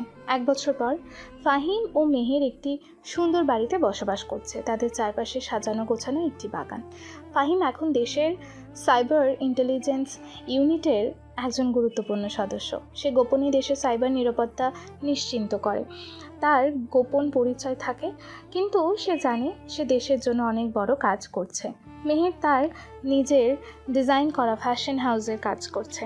তার চোখে এখন আত্মবিশ্বাস আর শান্তি। মেহের ফাহিমের দিকে তাকিয়ে চা হাতে বলে, আজকে তোমার ডিউটি নেই, একটু আরাম করো। সারাদিন তো ল্যাপটপের সামনে বসে থাকো। তোমার হাত থেকে দেশটা বাঁচলেও আমার রান্নাঘরটা কে বাঁচাবে? হুম হুম। ফাহিম হাসে, মেহের হাত ধরে। আমার মতো একজন সাইবার সিকিউরিটি এক্সপার্ট পাশে থাকলে তোমার আর কে চাই? আমার রান্নাঘরও নিরাপদ। আর এখন তো আমার কাজটা আরও বেশি চ্যালেঞ্জিং মেহের। নতুন নতুন হুমকি আসছে, আমাকে সব সময় প্রস্তুত থাকতে হয়। মেহের তার কাঁধে মাথা রাখে। আরেকটা কথা বলে রাখি, মেহের আর ফাহিমের বিয়েও হয়ে গেছে। কিন্তু আমি জানি, কিন্তু তুমি এখন ভালো কাজে আছো, এইটাই আমার কাছে সবচেয়ে বড় ব্যাপার। আমাদের জীবনটা কত বদলে গেছে, তাই না? একসময় তুমি ছিলে অবহেলিত, আমি ছিলাম অহংকারী, আজ আমরা একসাথে। ফাহিম এখন দেশের জন্য কাজ করে আর মেহের তার পাশে থাকে। তাদের জীবনটা সরল ও সুন্দর। ফাহিম তার অতীতকে পেছনে ফেলে এসেছে, কিন্তু তার ভেতরের পরিবর্তন তাকে আরও শক্তিশালী করছে। সন্ধ্যার আগ মুহূর্তে সূর্য অস্ত যাচ্ছে। ফাহিম এবং মেহের তাদের বাগানে হাত ধরে হাঁটছে। সূর্যও তাদের মুখে এক সোনালি আভা ফেলছে। তাদের মুখে হাসি, চোখে শান্তি। তারা একে অপরের দিকে তাকিয়ে থাকে। মেহের, তুমি না থাকলে আমি হয়তো আজ অন্ধকার জগতে হারিয়ে যেতাম। তুমি আমাকে আলো দেখিয়েছো। তোমার ভালোবাসা আমার জীবনটা বদলে দিয়েছে। আমি এখন একজন ভালো মানুষ হতে পেরেছি। মেহের ফাহিমের গালে হাত রেখে, আর তুমি না থাকলে আমি হয়তো কখনো এই অহংকারের জগৎ থেকে বেরিয়ে হতে পারতাম না। তুমি আমাকে শিখিয়েছো ভালোবাসা আর আত্মসম্মান জীবনের সবচেয়ে বড় সম্পদ। তোমার প্রতিশোধ নয়, তোমার ভালোবাসাই জয়ী হয়েছে ফাহিম। তারা একে অপরের দিকে তাকিয়ে হাসে। তাদের গল্প ভালোবাসার এক নতুন দৃষ্টান্ত স্থাপন করে। তাদের অতীত ছিল কষ্ট আর অপমানের, কিন্তু তাদের বর্তমান ভালোবাসায় পূর্ণ। ফাহিম তার অতীত থেকে মুক্তি পায় এবং মেহের তার ভালোবাসার মানুষটিকে ফিরে পায়। তাদের জীবন এক সুখী সমাপ্তির দিকে এগিয়ে যায়, যেখানে ভালোবাসা, বিশ্বাস আর ত্যাগের মাধ্যমে সব সমস্যার সমাধান হয়েছে। রাতে ফাহিমের বাড়ির ছাদে চারিদিকে মৃদু বাতাস বইছে। আকাশে ঝলমল চাঁদ আর অসংখ্য তারা। ফাহিম ও মেহের পাশাপাশি বসে আছে। মেহের ফাহিমের কাঁধে মাথা রেখে আকাশের দিকে তাকিয়ে আছে। তাদের চারপাশে একটি নরম আলোর আবেশ। দিনের সব ব্যস্ততার উদ্বেগের পর এই শান্ত মুহূর্তটা তাদের কাছে অমূল্য মনে হচ্ছে। মেহের আস্তে করে ফাহিমের কাঁধে মাথা রেখেই বলে, জানো ফাহিম, মাঝে মাঝে মনে হয় এই সব কিছু কি সত্যি? আমি কখনো বিশ্বাস করতে পারছি না আমার জীবনে এত কিছু ঘটে গেছে। তুমি আমার পাশে না থাকলে আমি হয়তো আজও সেই অহংকারী মেহেরই থাকতাম, আর আমার বাবা হয়তো সুস্থ হতেন না। ফাহিম মেহেরের চুলে হাত বুলাতে বুলাতে বলে, সব কিছু সত্যি মেহের। এই চাঁদ, এই তারা আর আমাদের এই মুহূর্ত সব সত্যি। আর তুমি নিজেও অনেক বদলে গেছো। তোমার ভেতরে যে সুন্দর মনটা ছিল সেটা আমি দেখতে পেয়েছি। তুমি তো আমাকে অন্ধকার থেকে আলোতে এনেছো। আমার জীবনে তোমার চেয়ে বড় সত্যি আর কিছু নেই। মেহের আস্তে করে মাথা তুলে ফাহিমের দিকে তাকায়, তার চোখে ভালোবাসার গভীরতা। তুমি এখন বলো না ফাহিম, আমার তো মনে হয় আমি তোমার জীবনকে কঠিন করে তুলেছিলাম। তুমি সে হ্যাকার কিং হিসেবে কত কিছু করতে পারতে, আর আজ তুমি সাধারণ একজন মানুষ হয়ে দেশের জন্য কাজ করছো। ফাহিম মেহেরের হাত নিজের হাতে নিয়ে বলে, সাধারণ মানুষ? মেহের, আমি কি কখনো সাধারণ ছিলাম? সেদিনও ছিলাম না, আজও নেই। এখন আমার ক্ষমতা দেশের সুরক্ষার জন্য। আমার এই নতুন জীবন তোমার জন্যই। আমার কাছে তোমার এই ভালোবাসা, এই বিশ্বাস এই পৃথিবীর যে কোনো ক্ষমতার চেয়েও বড়। আমি আর কোনো প্রতিশোধ বা অন্ধকার যেতে চাই না। আমি শুধু তোমার সাথে এই শান্ত জীবনটাই চাই। তুমি আমাকে সেই দিন ক্ষমা না করলে আমি হয়তো নিজেকে কখনো ক্ষমা করতে পারতাম না। তুমি আমাকে দ্বিতীয় জীবন দিয়েছো ফাহিম। আমি ভাবতেও পারিনি যাকে আমি এত অপমান করতাম সেই মানুষটাই একদিন আমার সবচেয়ে প্রিয় হয়ে উঠবে। আর আমি ভাবিনি যাকে আমি প্রতিশোধের নিশানা বানিয়েছিলাম সেই মেয়েটাই একদিন আমার সব ভালো লাগার কারণ হবে। জীবনটা খুব অদ্ভুত, তাই না? কখন যে কার সাথে কার পথ মিলিয়ে যায় বোঝা মুশকিল। তারা দুজনেই আকাশের দিকে তাকিয়ে থাকে। নীরবতা ছেয়ে যায়। এই নীরবতা হাজারো অব্যক্ত কথায় পূর্ণ। ফাহিম মেহেরকে নিজের আরও কাছে টেনে নেয়। মেহের তার বুকে মাথা রাখে। তারা একে অপরের হৃদস্পন্দন অনুভব করতে পারে। মেহের ফিসফিস করে বলে, জানো ফাহিম, আমি যখন তোমার আসল পরিচয় জানতে পারলাম তখন আমার খুব ভয় হয়েছিল। ভেবেছিলাম তুমি বুঝি আমার থেকে অনেক দূরে চলে যাবে, তুমি বুঝি আর আমার থাকবে না। ফাহিম মেহেরের কপালে আলতো করে চুমু খায়, খুব হালকাভাবে। আমিও ভয় পেয়েছিলাম মেহের। ভেবেছিলাম তুমি যখন সত্যিটা জানবে তখন আমাকে ঘৃণা করবে আর কখনো আমার মুখ দেখতে চাইবে না, কিন্তু তুমি তো আমাকে নতুন করে বাঁচার স্বপ্ন দেখালে। তুমি তো আমার সাহস। তোমার মতো একজন মানুষ পাশে থাকলে আমি যে কোনো কঠিন পথ পাড়ি দিতে পারি। মেহের মুচকি হেসে বলে, তুমি যখন আমার পাশে থাকো আমার মনে হয় যেন সব ভয় উধাও হয়ে যায়। আমার নিজেকে খুব সুরক্ষিত মনে হয় যেন আমি এক নিরাপদ আশ্রয়ে আছি। আমি সারা জীবন তোমার পাশে থাকতে চাই মেহের। তোমার হাসি, তোমার খুশি, এটাই এখন আমার জীবনের সবচেয়ে বড় লক্ষ্য। তুমি আমাকে যে নতুন জীবন দিয়েছো তার জন্য আমি সারা জীবন তোমার কাছে ঋণী থাকবো। তারা কিছুক্ষণ নীরব থাকে, একে অপরের সঙ্গ উপভোগ করে। চাঁদের আলো তাদের মুখে পড়ে এক স্বর্গীয় আভা তৈরি করে। তাদের হাত পরস্পরের সাথে আলতোভাবে জড়ানো, তাদের চোখে একে অপরের প্রতি গভীর বিশ্বাস এবং ভালোবাসা স্পষ্ট। তাদের সম্পর্ক এখন শুধু আবেগ বা রোম্যান্সের মধ্যে সীমাবদ্ধ নয়, এটি পারস্পরিক সম্মান, বোঝাপড়া এবং গভীর নির্ভরতার উপর প্রতিষ্ঠিত। এই নীরবতায় তাদের ভালোবাসার গভীরতা প্রকাশ করে। রাত আরও গভীর হয়। ফাহিম ও মেহের এখনও ছাদে বসে আছে। তারা এখন তাদের ভবিষ্যতের স্বপ্ন নিয়ে কথা বলছে, যা তাদের এই কঠিন যাত্রার পর পাওয়া শান্তির প্রতীক। জানো মেহের, আমি মাঝে মাঝে ভাবি যদি আমরা সেদিন না দেখতাম, যদি তুমি আমাকে সেইভাবে অপমান না করতে, তাহলে হয়তো আমার জীবনটা অন্যরকম হতো। হয়তো আমি আজও সেই ক্ষেত ফাহিমে দেখতাম, বা হয়তো সেই অন্ধকার জগৎ থেকে বের হতে পারতাম না। আর আমি হয়তো সেই অহংকারী আত্মকেন্দ্রিক মেয়েটাই থেকে যেতাম। আমরা দুজনে নিজেদেরকে নতুন করে খুঁজে পেয়েছি, তাই না? আর এই নতুন আমি, এই নতুন তুমি, এই আমরাই তো আসলে আমরা। আমাদের এই যাত্রাটা ছিল অদ্ভুত মেহের। কষ্টের ছিল, ভয়ের ছিল, কিন্তু শেষে ভালোবাসার জয় হয়েছে। আমি এখন শুধু তোমার সাথে একটা সাধারণ সুন্দর জীবনটা চাই, যেখানে কোনো গোপন পরিচয় থাকবে না, কোনো ভয় থাকবে না, শুধু থাকবে আমাদের ভালোবাসা। আমিও চাই ফাহিম, একটা ছোট্ট সংসার যেখানে তুমি থাকবে, আমি থাকবো, আর আমাদের ভালোবাসা থাকবে। তবে আমরা দুজনই দেশের জন্য, সমাজের জন্য কিছু করব। তোমার দক্ষতা দিয়ে মানুষকে সাহায্য করবে, আর আমি আমার কাজ দিয়ে নারীদের ক্ষমতায়নের কাজ করব। ফাহিম মেহেরের হাত আরও শক্ত করে ধরে। তারা একে অপরের চোখে ভবিষ্যতের স্বপ্ন দেখতে পায়। এই ভালোবাসার জয় তাদের জীবনে এক নতুন অধ্যায় শুরু করেছে। তারা জানে তাদের পথ মসৃণ হবে না, কিন্তু তারা একে অপরের পাশে থাকলে যে কোনো বাধাই অতিক্রম করতে পারবে। তাদের গল্প ভালোবাসার এক নতুন দৃষ্টান্ত স্থাপন করে। তাদের জীবন এক সুখী এবং অর্থবহ সমাপ্তির দিকেই এগিয়ে যায়।